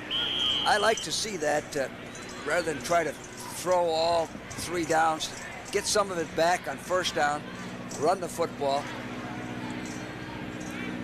So it is 2nd and 15 now. The ball on the Eagle 26. Mullaney just missed getting Montgomery from behind. 14-7 Eagles in the early going of the 3rd quarter. Both backs releasing, and Jaworski's going to dump it off to Leroy Harris, who grabs it to the 25, got by Turner, and is going to be pushed out of bounds at the 32-yard line. Blair and Knopf over there to make sure he couldn't turn it. And again, Vin, watch Jaworski's head. He wants to go downfield. They're covered. He's forced to dump it off. Nice catch by Leroy Harris. He put a move on Turner, missed tackle. They're forcing him to dump it off to the backs, and usually you don't pick up too many yards dumping it off to the backs. Well, now here's his big call. 3rd and 9. The ball on the Eagle 32-yard line. They go slot right. Fitzke is inside Charlie Smith right. Carmichael left, and Montgomery on a wing. And everybody going out. Jaworski has his man Billy Campfield, who makes the reception, but it's not enough for a first down. Not bad. I'm sure he wanted to get the first down. He slipped and fell. Billy Campfield made a headline last year. He ran a kickoff return 92 yards for a touchdown against Detroit. He doesn't see too much wear and tear as far as handling the football. So here is Max Runiger, and there is Eddie Payton standing back on the Minnesota 20, and Payton was turning to cheer with the bleacher boys who want to see him get his hands on the ball. The only time he caught a punt today, he was already out of bounds, and the kickoffs have kept him deep in his own end zone. Runiger will be kicking from the Eagle 25. Gets it away. And here comes Payton. Still on his feet, a flag on the play, and down he goes. He got to the 35-yard line, and now let's see.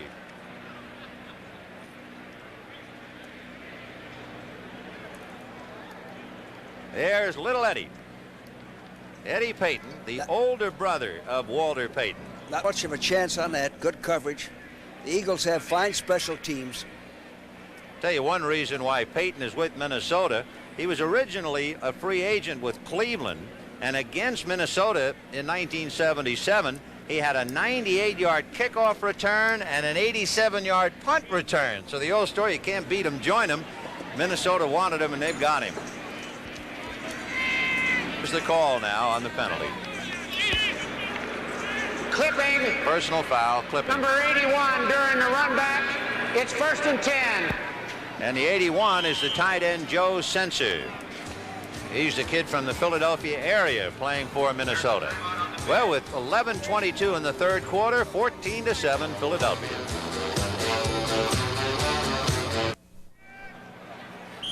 First and 10 for Minnesota. The ball is on the Viking 21-yard line. The Eagles leading 14-7, 11:22 left in the third. Kramer brings him up. Sammy White inside Ahmad Rashad as they go slot right.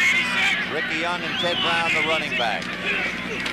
Ted Brown with Hamilton try to block, and he is grabbed down from behind by Carl Hairston. So Hairston, 260-pounder, but he was right there with Ted Brown. Hairston's quick.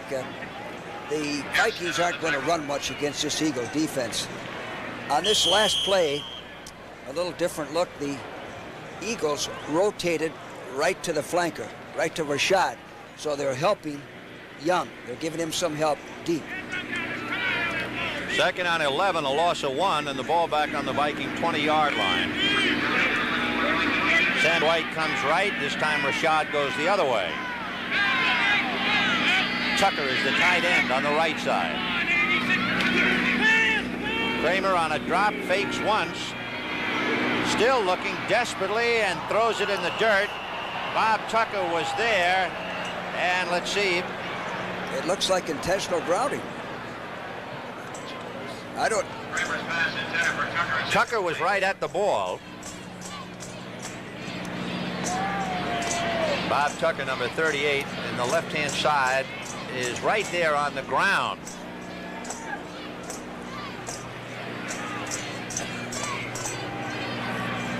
Dennis Swilley might very well, because of all that scrambling, been an ineligible receiver downfield, and I think that might be the call.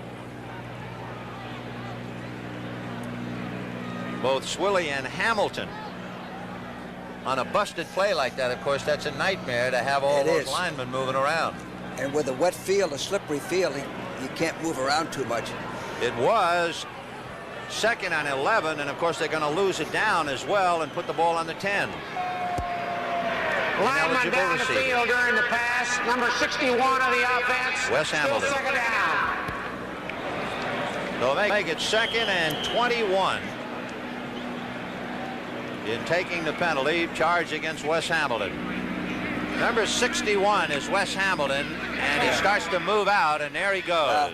The play should develop. He's assuming that it's a normal play and it will develop. So second and 21 from the 10-yard line. High snap, but Kramer stayed with it. And now going deep down the left side, Rashad makes the reception, but no good. He was already out of bounds. Kramer's pass to Rashad, out of bounds. You know, Kramer can throw that football like a baseball. Rashad is covered, and he just loops it right in there. He's got a strong arm. Talking about Tommy Kramer, you talk about a game being in a family. We told you he's the 7th son of a 7th son. He's the youngest of 11 children. 3 other brothers have been quarterbacks. He's had a brother, a quarterback at Rice, a brother, a quarterback at North Texas State, and a brother, a quarterback at Sam Houston. So it really runs strong in that game, in that family. 3rd and 21.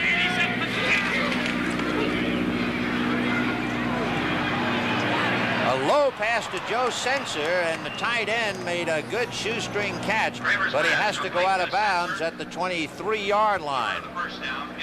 You know, Vin, the Vikings have only made 20 yards running in this football game today. 20 yards running. I think they made 77 last week, and the gag up here was that Billy Sims, all alone, had more than double the ground attack of Minnesota. So Greg Coleman on a 4th and 8, he'll be from his own 10-yard line. And deep for the Eagles, their deep man will be standing on the 35, and that's John Shara. So Shara at the 37 to the 45, boxed in, and down he goes. Low snap on that one. He made a nice shortstop play. So 1st and 10, Eagles on their own 47, leading 14-7. For the first time in their last 5 possessions, the Eagles have good field position. They have the ball on their own 47-yard line, and they'll put it in play 1st and 10. Charlie Smith right.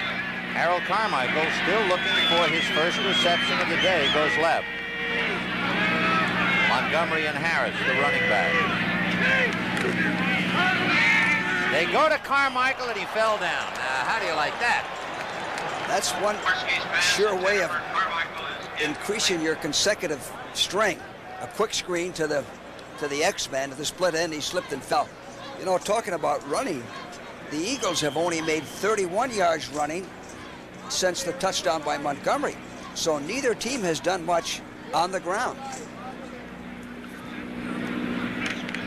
Here's Harold Carmichael, 6'8", 225 pounds, a #1 receiver in the NFC last year.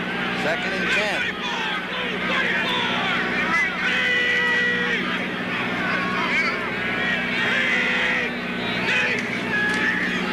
Play action fake by Jaworski. He's got time to go to Montgomery, and he falls down after making the catch. Well, again, Vin, I know I'm repeating myself. He wanted to go downfield. Carmichael is doubled. He has to come off of Carmichael and dump it off. He only made 3 yards on the play, so it is 3rd and 7 on the Eagle 49-yard line. I'll tell you one thing, you can't waste field position like this. You don't get it all the time. And the Vikings are still staying in that 34 defense. Billy Camfield and Scott Fitzke are back in the game. Fitzke was going right, but they tell him to go left. They want Carmichael inside Charlie Smith over there. So it's Montgomery and Camfield behind Jaworski, and they both release. Pass down the middle to Carmichael, and there it is. Turner makes the tackle inside the 40-yard line. They pick up the 1st down, and there is numero uno for Harold Carmichael. Well, they had 4 down linemen, and they dogged one. That opened the middle. Carmichael came across, picked up a 1st down. Good execution. On the Viking 39, the Eagles will put it in play 1st and 10. Keith Krefley comes back in there at tight end, and he'll go on the left side. And Carmichael and Smith go slot right. Leroy Harris is back in there with Wilbert Montgomery. 1st and 10 on the Viking 39. Here comes Wilbert Montgomery, and he's got a little daylight. Still going. And he cuts inside the 35, dropped it about the 31. Jeff Seaman finally came over to hammer him.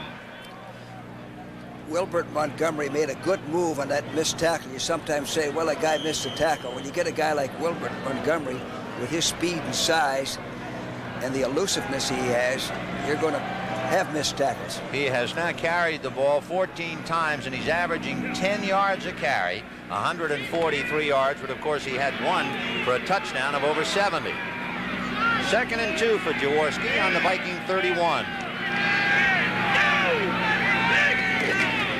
Second man, Wilbert Montgomery, and he bursts through and picks up the 1st down as he is down shy of the 25, just about on the Viking 27-yard line. Now they seem to get their running game going again. And that's a good call. 2nd and 2, sometimes you try to hit a big play, get the 1st down, keep the drive going.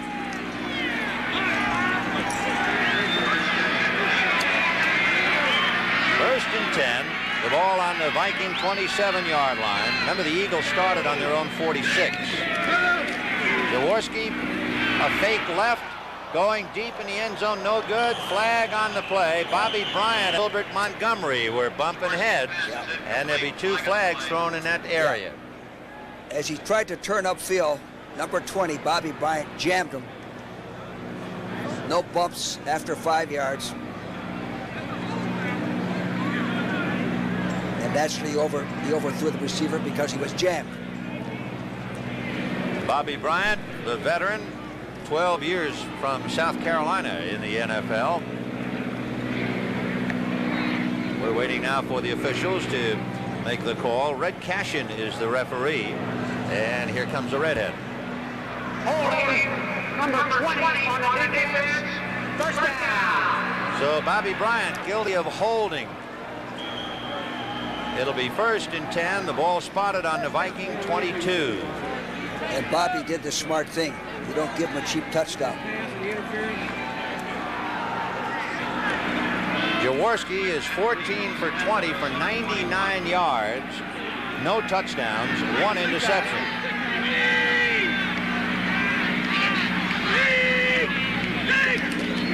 Montgomery following Petey Perot's block, and he gets across and inside the 15-yard line.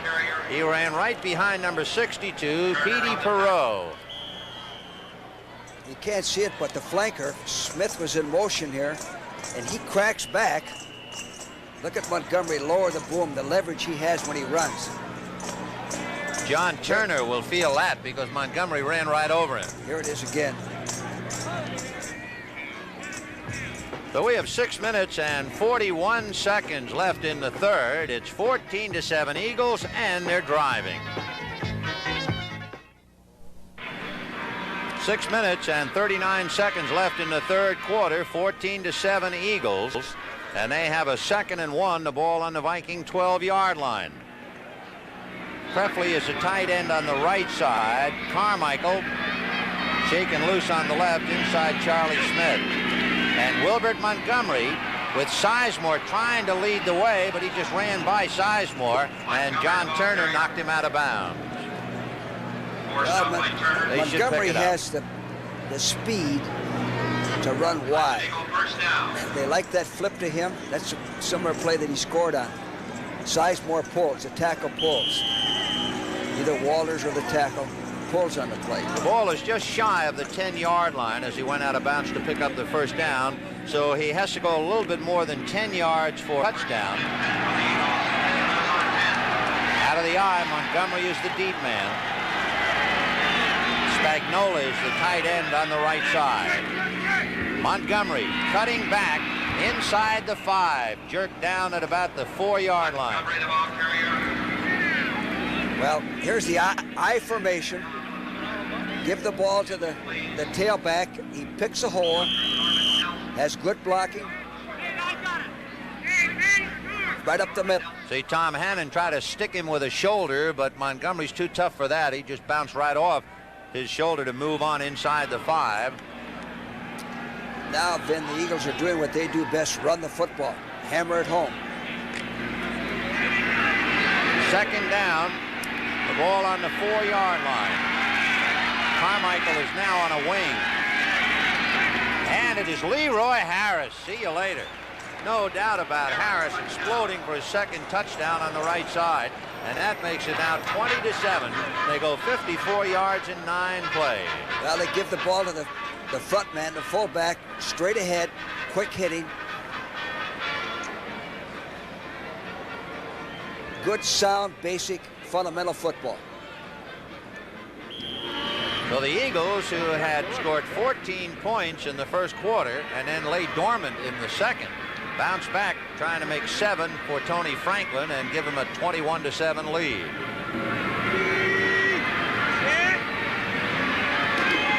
Spot the hold by Shara, and the kick is good. Well, we have 5 minutes and 29 seconds left to go in the third quarter. The Eagles 21 and the Minnesota Vikings 7.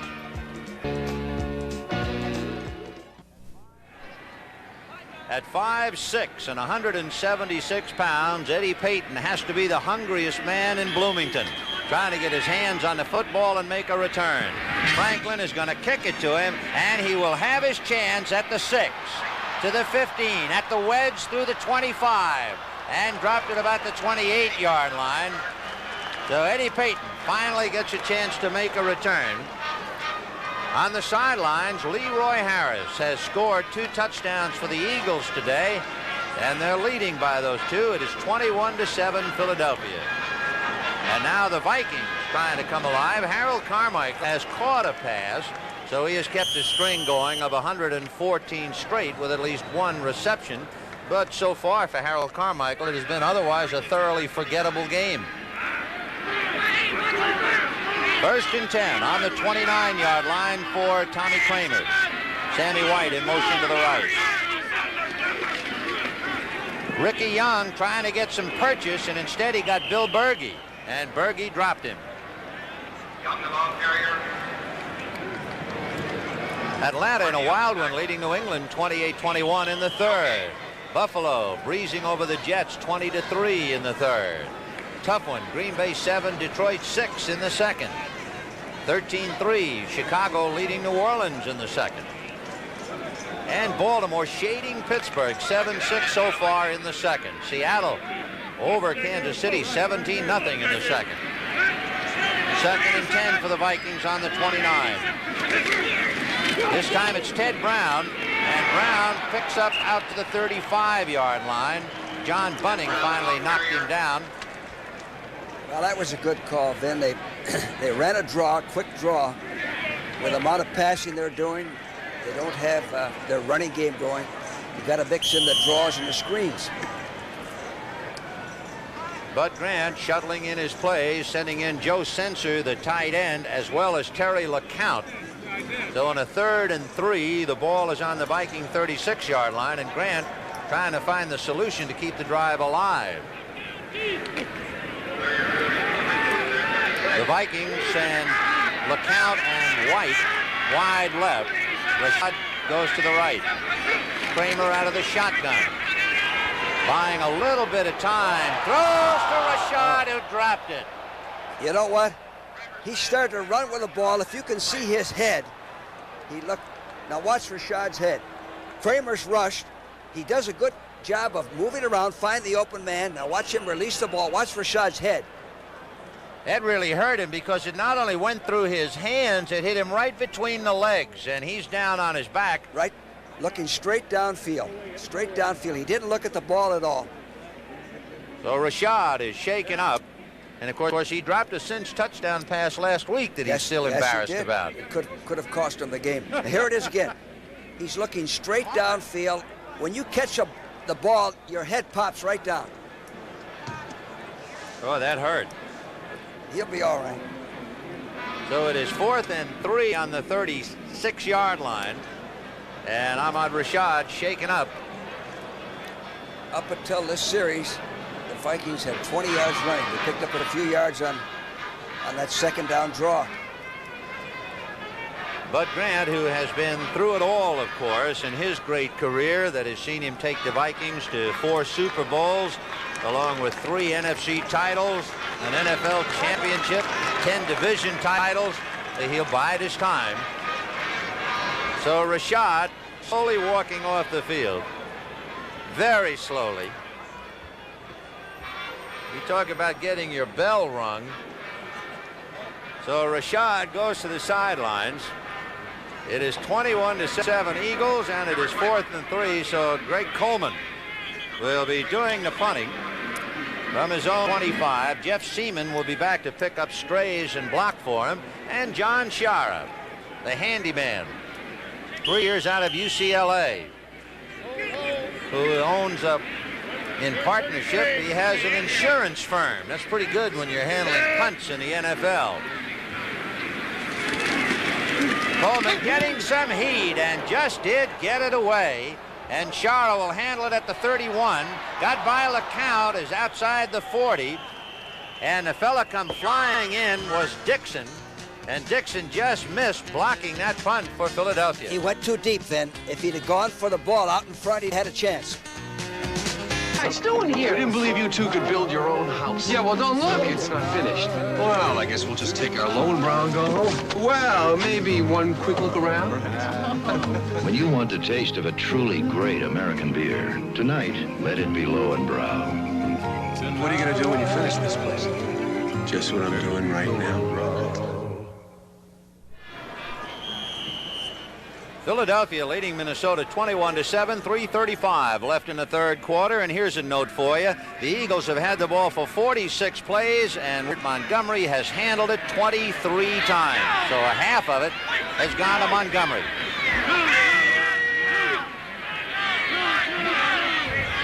In motion, Charlie Smith. And here goes Wilbert handling for his 24th play. And this time he is buried as he gets out to about the 45-yard line. Hit from the side by Ken Sanders. Well, then they have great field position again. And again, they're doing what they do well, run the football. Montgomery has now rushed for 168 yards, so he is getting the signals and cashing them in.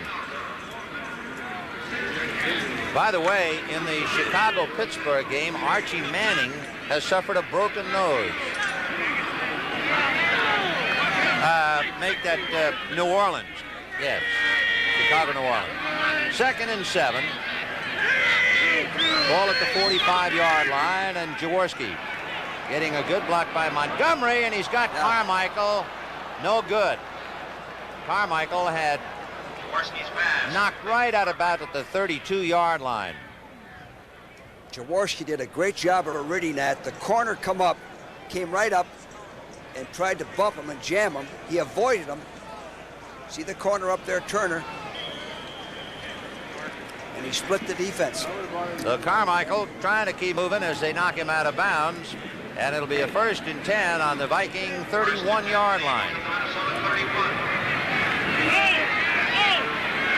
Carmichael's 2nd reception of the day.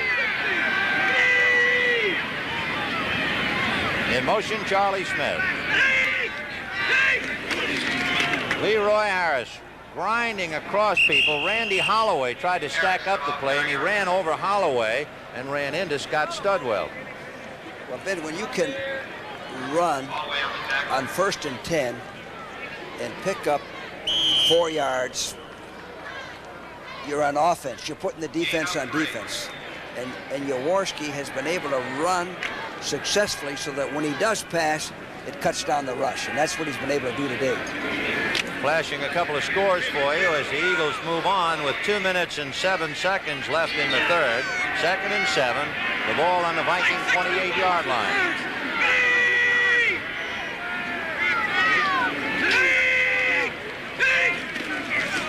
Play action fake to Leroy Harris, getting some heat. He unloads to Montgomery. Fred McNeil primarily drove him out of bounds, but he picked up the 1st down.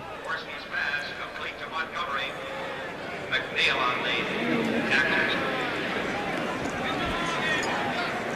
So Jaworski starting to move this Philadelphia machine with the running of Montgomery and his own passing.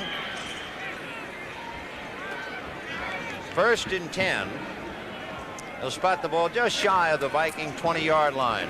There is the Chicago 13, New Orleans 3. Manning suffering a broken nose.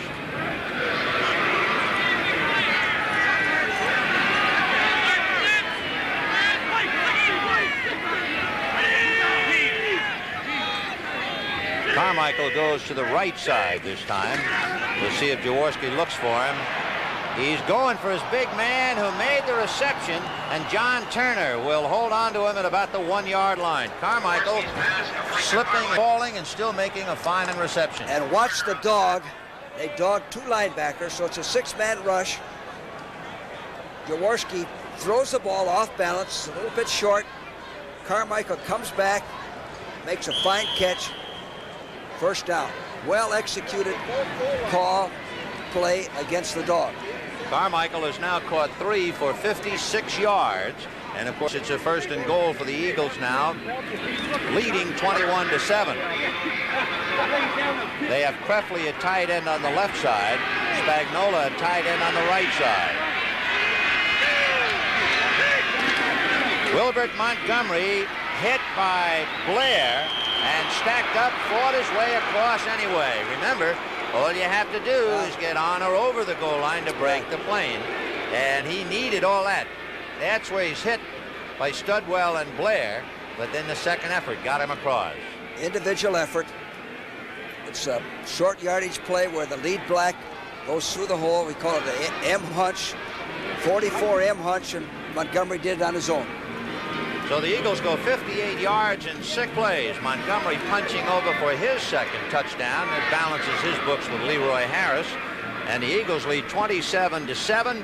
And here is Tony Franklin now making it 28-7. The spot and hold by John Shara. And the kick is perfect. So we have 52 seconds left in the third quarter, and the Eagles trying to fly away with it now. They've added one more point to that score, and they lead 28-7.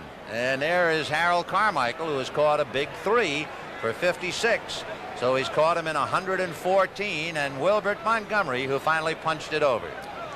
The Eagles have been a machine these last 2 series, Vin, right down the field. And there, of course, is one of the big cylinders, Wilbert Montgomery, who went over 3,000 yards career rushing today.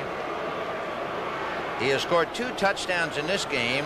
Last year, he scored 4 touchdowns in 1 game against Washington. 4 years from Abilene Christian. He was a 6th-round draft choice, and in the words of Bud Grant, Grant said if the Eagles didn't have as many talented players as they have, if they just kept giving the ball to Wilbert Montgomery, he would have as many yardage as Walter Payton. That's quite a compliment. Kramer's got his work cut out for him. He once pulled a game out you talked about against the 49ers a few years ago. He was behind by a similar score and threw 3 touchdown passes. He had 12.5 minutes left and came off the bench to do it. The heat on him now with 52 seconds left in the third quarter. 28-7 Eagles, and Franklin kicks it. Payton fell down. Now comes up and drops the ball.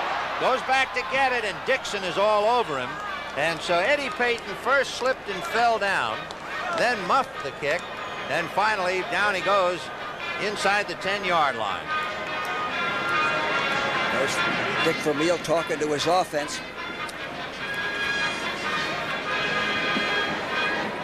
It looked like Minnesota had all the momentum, and they let it get away. Next week, Minnesota will be playing at Chicago, St. Louis at Detroit, and the 49ers and the New York Jets. The doubleheader games in the scheduling will feature Green Bay at Los Angeles, Tampa Bay at Dallas, and George will be looking at Washington at Oakland. It should be a good game. 1st and 10 on the Viking 9, so Kramer has a long way to go. Fake to Ricky Young, then passing to Young, who falls down at about the 13-yard line. Kramer's got to throw the ball just about every down.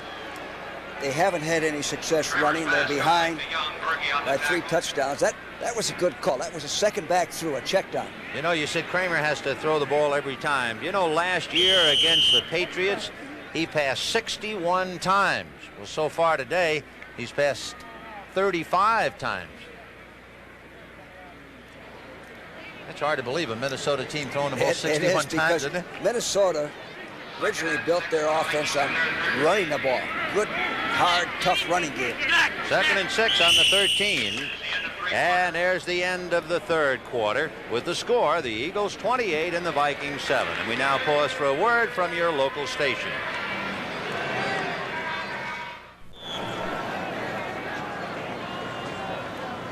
With 28 for Philadelphia, 7 for Minnesota, we press on into the fourth quarter. And for the Vikings, it has been a pressing day so far. Kramer is 16 for 35 for 178 yards and 1 touchdown. He wants Terry LeCount to get over to the right side.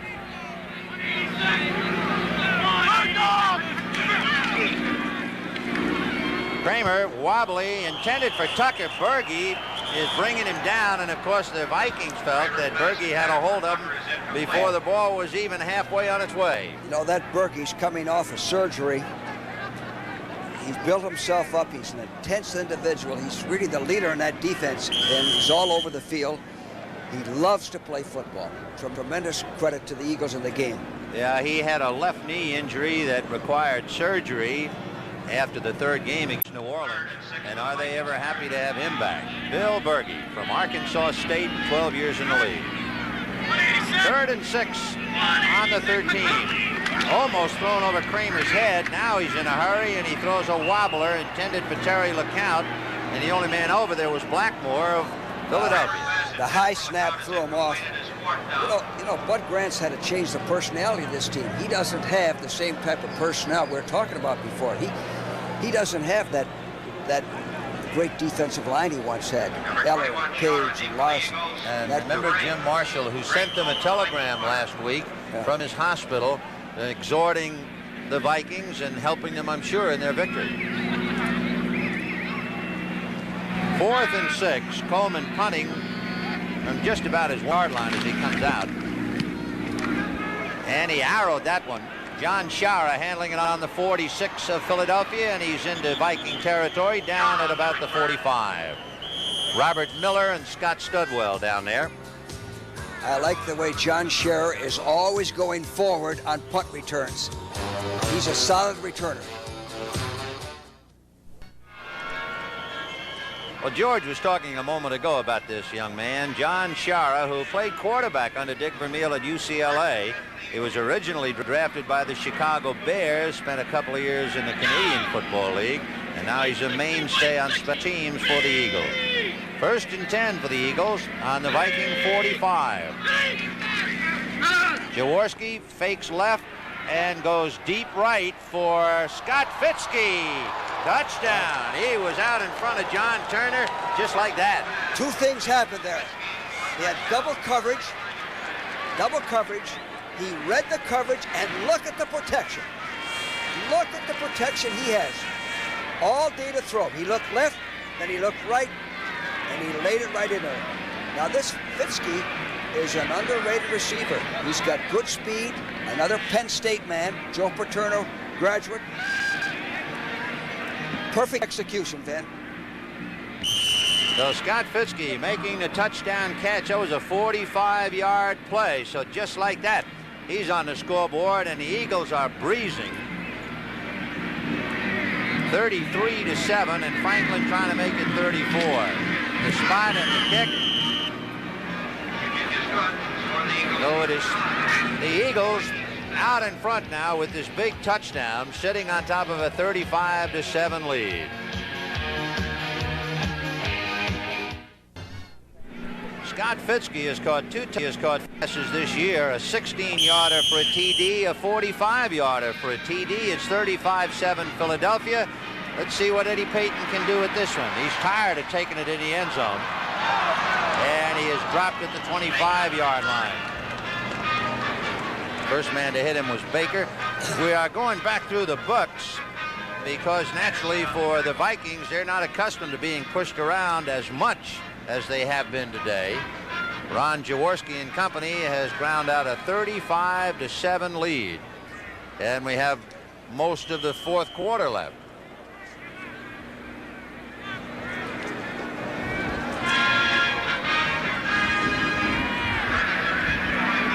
That's Louis Giamona, who is the captain of the special team.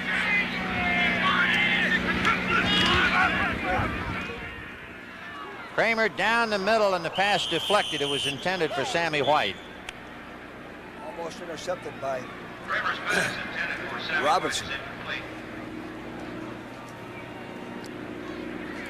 Jaworski has 18 for 24 and 195 yards. Kramer is 16 for 38 and 178 yards.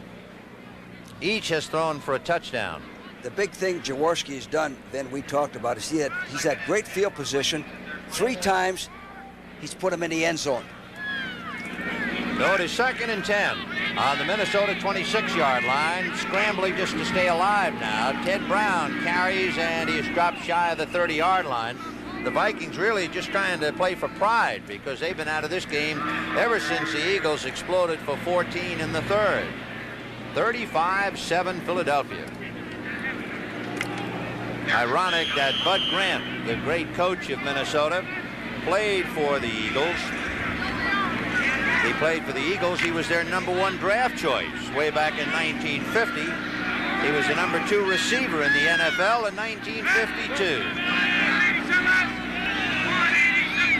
3rd and 7, and Kramer still trying to get something going. And it is broken up by Blackmore, and if he had held on to it, intended for the count, it was wide open. Blackmore read it all the way, got the jump on the ball, had a touchdown. So, by the way, and we bring this up in case you're wondering, with the Vikings buried 35-7. What's the largest score ever against the Minnesota Vikings? Well, St. Louis beat him by 42, 56-14. The Rams beat him by 36 in 1967. And that punt doesn't quite make it to midfield. It's going to die on the Viking 45-yard line. The Eagles open up shop, and they're in business yet again. That's the way it is. Everything goes wrong. He kind of hooked his toe on that punt. It came right back.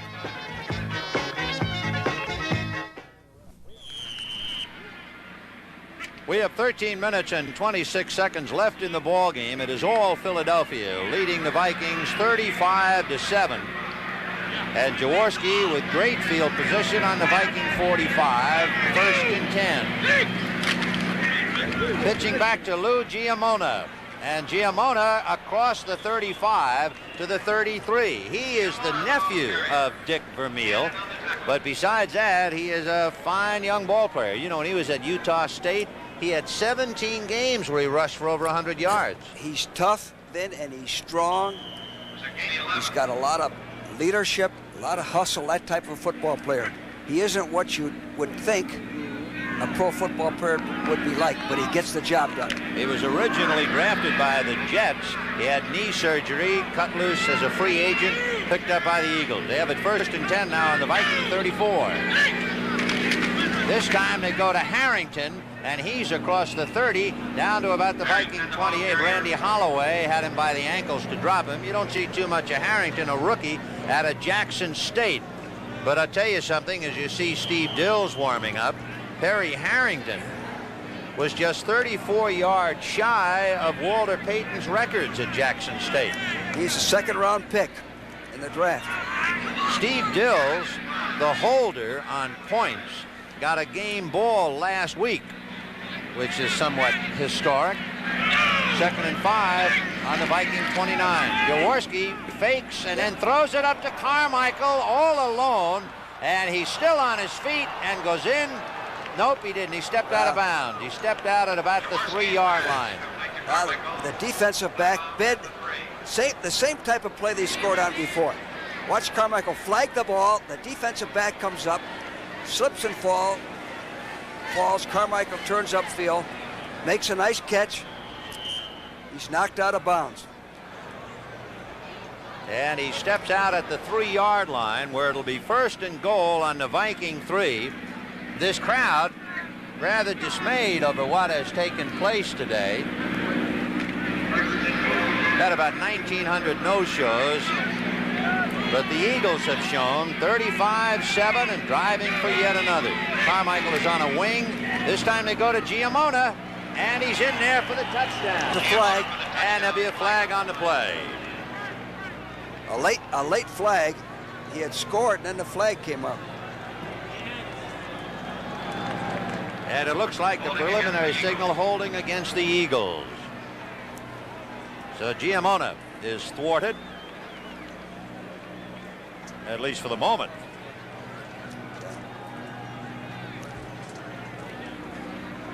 All in the 4th quarter. Holding, number 88 on the offense, still 1st down. Giamona, rushing, has 1 touchdown in his career, and that was for the Jets in 1976. So you can imagine how disappointed he was that time.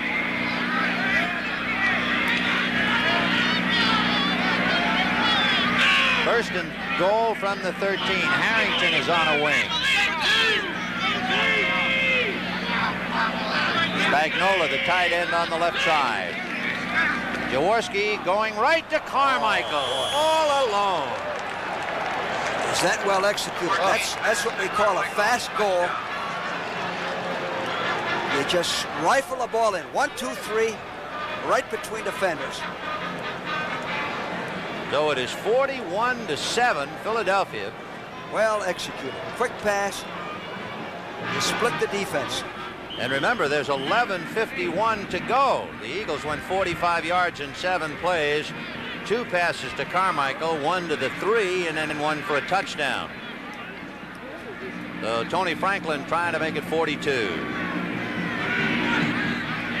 John Shara holding the spot and kick. No doubt about it. He hit the scoreboard. He drilled that thing so hard. The Eagles 42 and the Vikings 7 with 11:51 left in the game. Well, a reminder, tonight on CBS, here's a winning lineup. 60 Minutes, Archie Bunker's Place, One Day at a Time, Alice, the Jeffersons, and topped off by Trapper John, M.D. Prescription for a pleasant evening.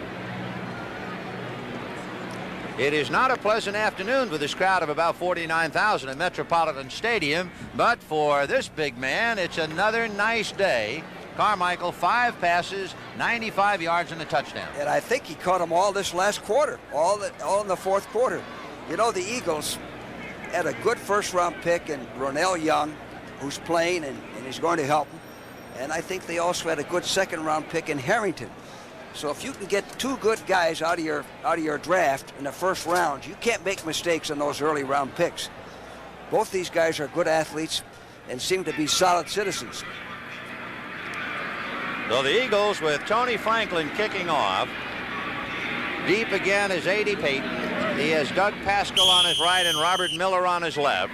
And Franklin kicking short, which means Payton can at least get out of the end zone and start from his 3. To the 20. Spun and dropped at the 25. Brown, number 97, hit him and dropped him. On the sidelines, a right ankle getting some tape. And we'll see now as they spot the ball at the Viking 26.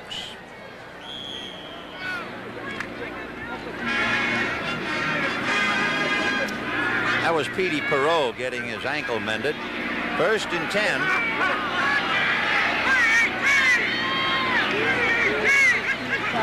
Now Steve Dills getting a chance, dumps it off to Ted Brown.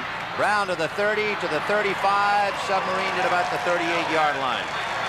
To repeat now, 42-7 in favor of the Eagles. The worst loss in Viking history. You have to go back to 1963. When St. Louis beat him 56-14, a spread of 42 points.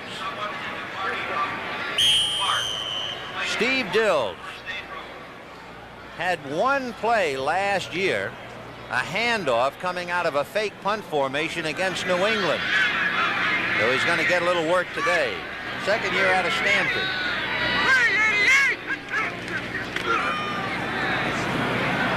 Dills getting it off, and it's to Ricky Young, and he goes out of bounds at the 44-yard line. That's where they'll say he stepped out. Well, the Eagles are dropping deep, giving them a cushion to throw the short passes and not allowing them to get anything downfield. I would imagine that Bud's thinking the game is lost, and why take a chance with Kramer? He's their starting quarterback, get him banged up. And to get Dills a little work, as we said, only 1 play all of last year. And this is a kid who was a backup to Guy Benjamin at Stanford.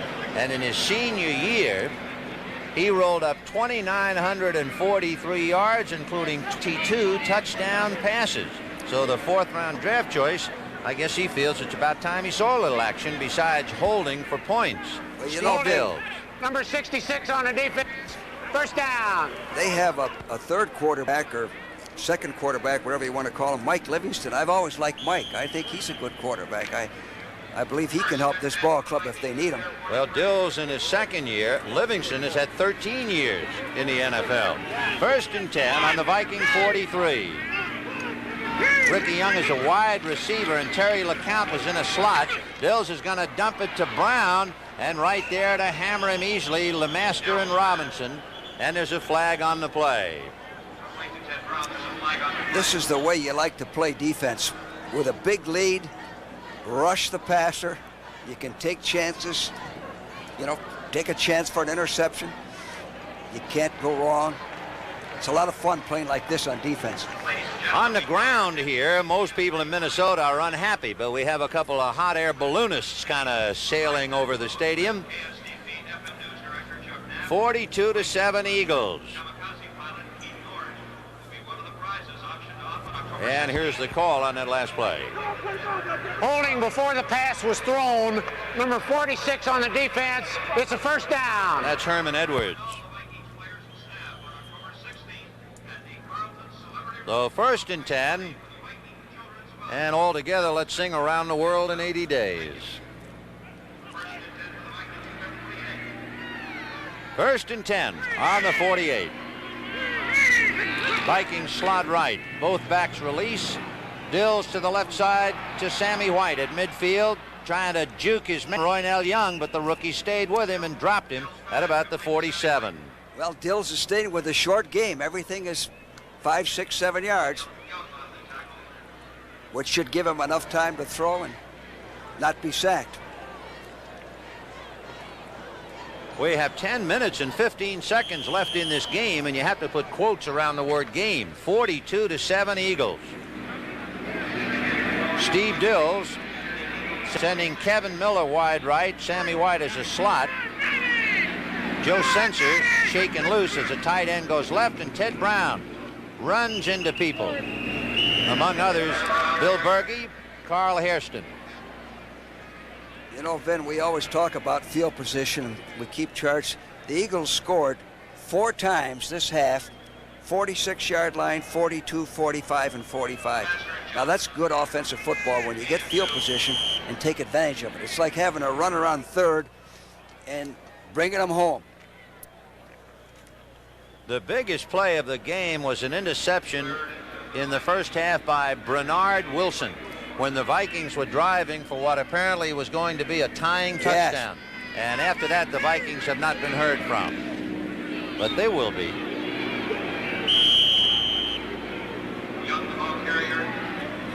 So for Dick Vermeil and a fine Eagle ball club that came close. They tell us in and around Philadelphia they feel they're heading for the Super Bowl. Make no mistake about it. Well, this is a better Eagle team than last year's, and last year's team won 11 games. Mm-hmm. For Minnesota with 10 new ball players, so you have to say rebuilding. And injuries to key guys like Ron Yeri. You can't lose people like that. So the Vikes have it 4th and about 2 on the Eagle 44-yard line with Steve Dills at the control, replacing Tommy Kramer. Dills taking his drop and then releases to Ricky Young, and that should be enough for the first down. So Ricky Young making the reception with 8 minutes and 18 seconds left to go in the game. Well, 4th and 2, he had the weak half go out and run a stop pattern, which is a good play for pick up the first down. As Ahmad Rashad and Doug Pascal on the sidelines. You know, talking about Ricky Young a moment ago, we were mentioning that Eddie Payton is the older brother of Walter Payton. Ricky Young is Walter Payton's uncle. Yeah, that's right. 1st and 10.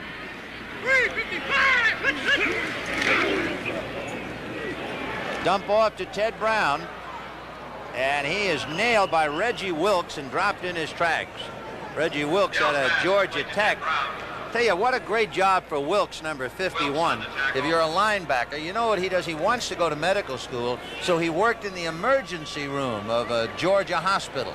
Well, that's good experience, especially for a linebacker. And Dills is 4 for 4, all dump offs to the backs.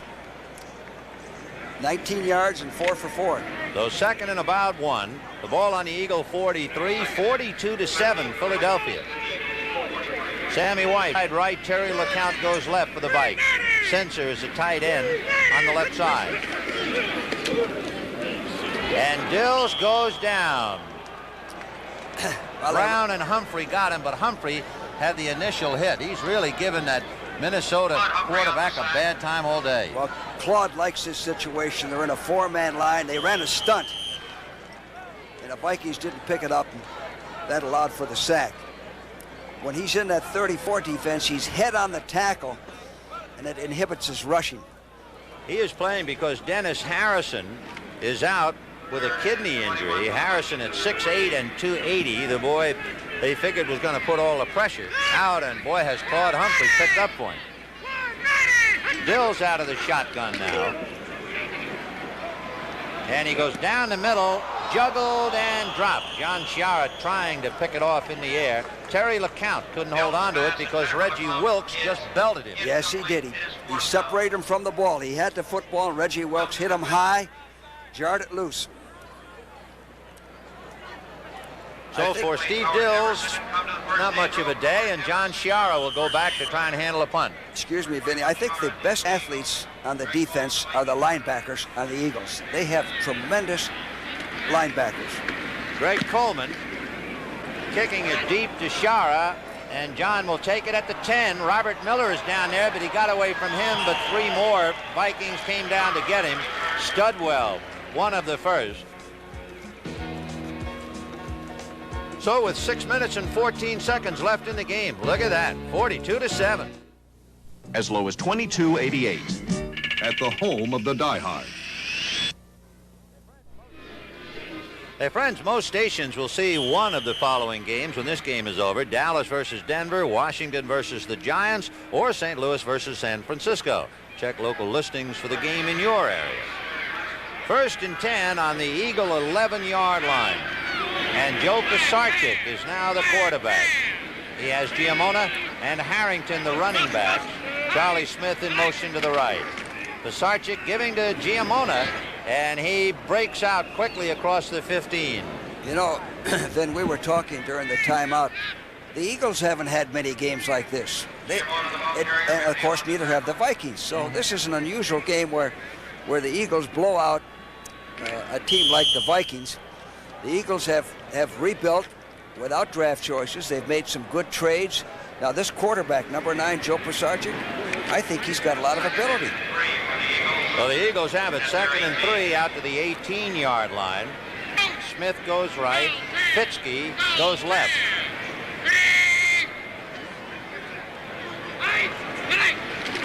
Harrington, and he ran into Studwell short of the 20-yard line. By the way, Doug Martin, who was signed by the Vikings, number 79, he was their first-round draft choice, and he wasn't ready yet.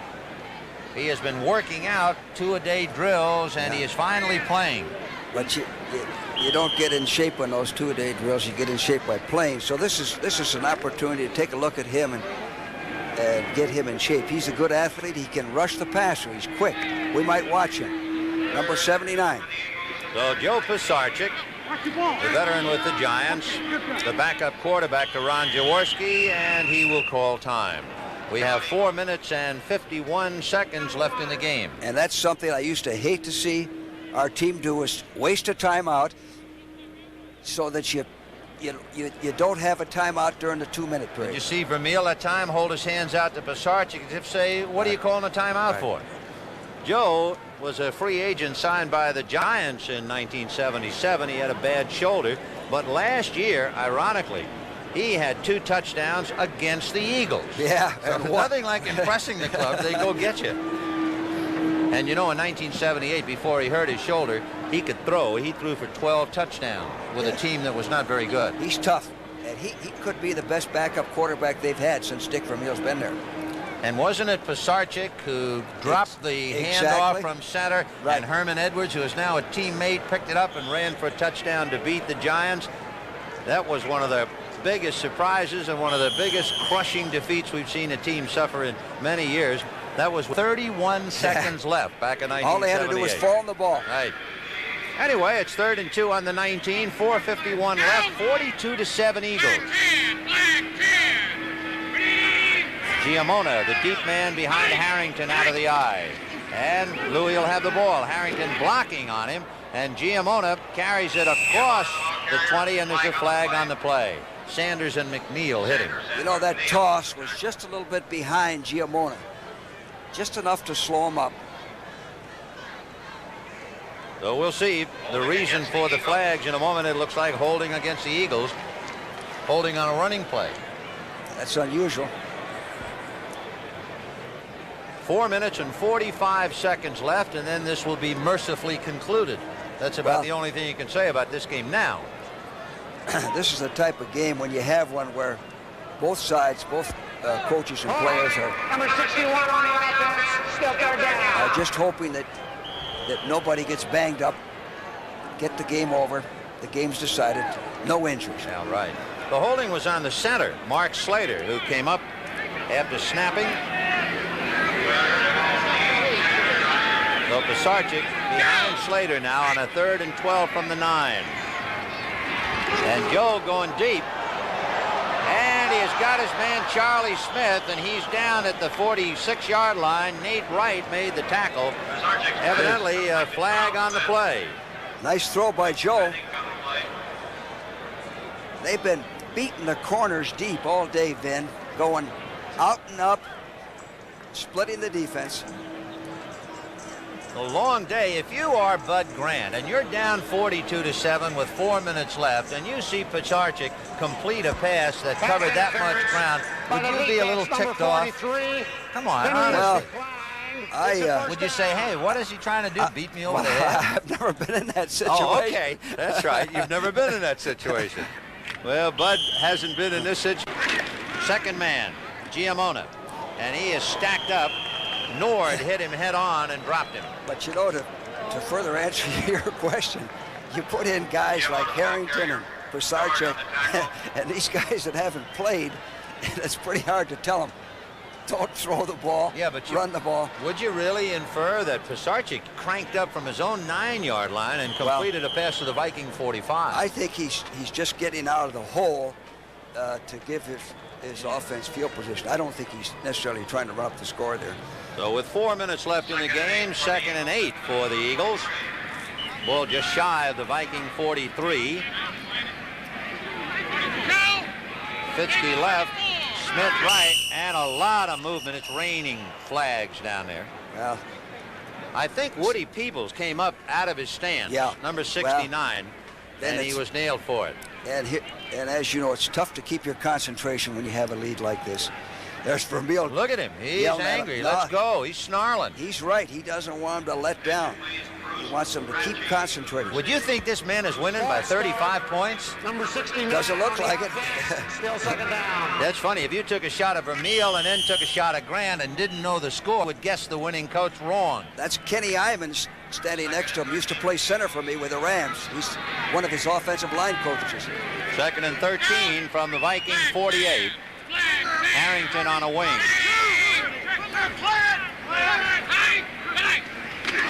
On a draw to Perry Harrington, and he got away from Studwell, and finally Brune had him. He got away from Brune, and finally Keith Nord brought him down. Before he picked up, he got to the 35 and a 1st down. He showed some running ability there. Again, we'll repeat, this is a fella who came within 34 yards of tying Walter Payton's records at Jackson State. They tell us he runs a 40 and 4.4.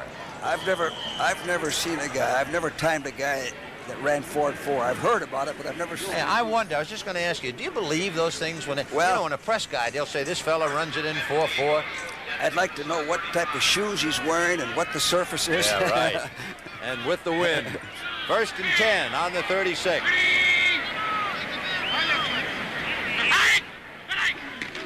Pitch back to Giamona. Harrington blocking on Nate Wright, and Giamona gets across the 35 to about the 32. And we have 2:46 left in the game. The Eagles scored 14 points in the 1st quarter. The big play, Wilbert Montgomery's 72-yard touchdown. The Vikings scored once in the 2nd quarter and had a shot down on the Eagle 12, only to be intercepted by Bernard Wilson. That's as close as the Vikes came to the game. The 3rd quarter, all Philadelphia, and the same for the 4th. They just brought in number 37, Canfield. When they bring him in, Vin, they usually use him. 2nd and 8 on the 33. He's being used, and Dave Roller had him at the ankles as he went forward. He's probably their fastest back, and he's also strong. Well, if he's their fastest back, then I don't believe Harrington ran for 40 and 4.4. We'll have to talk to Jimmy Gallagher about that. Timeout down on the field. We have come to the 2-minute warning. The Philadelphia Eagles 42 and the Minnesota Vikings 7. Dick Vermeil and his Philadelphia Eagles firmly in control. With only 2 minutes left in the game, it is 42-7 Philadelphia. And just to add to that, the Eagles have the ball, 3rd and 7, and the ball is spotted on the Viking 32-yard line.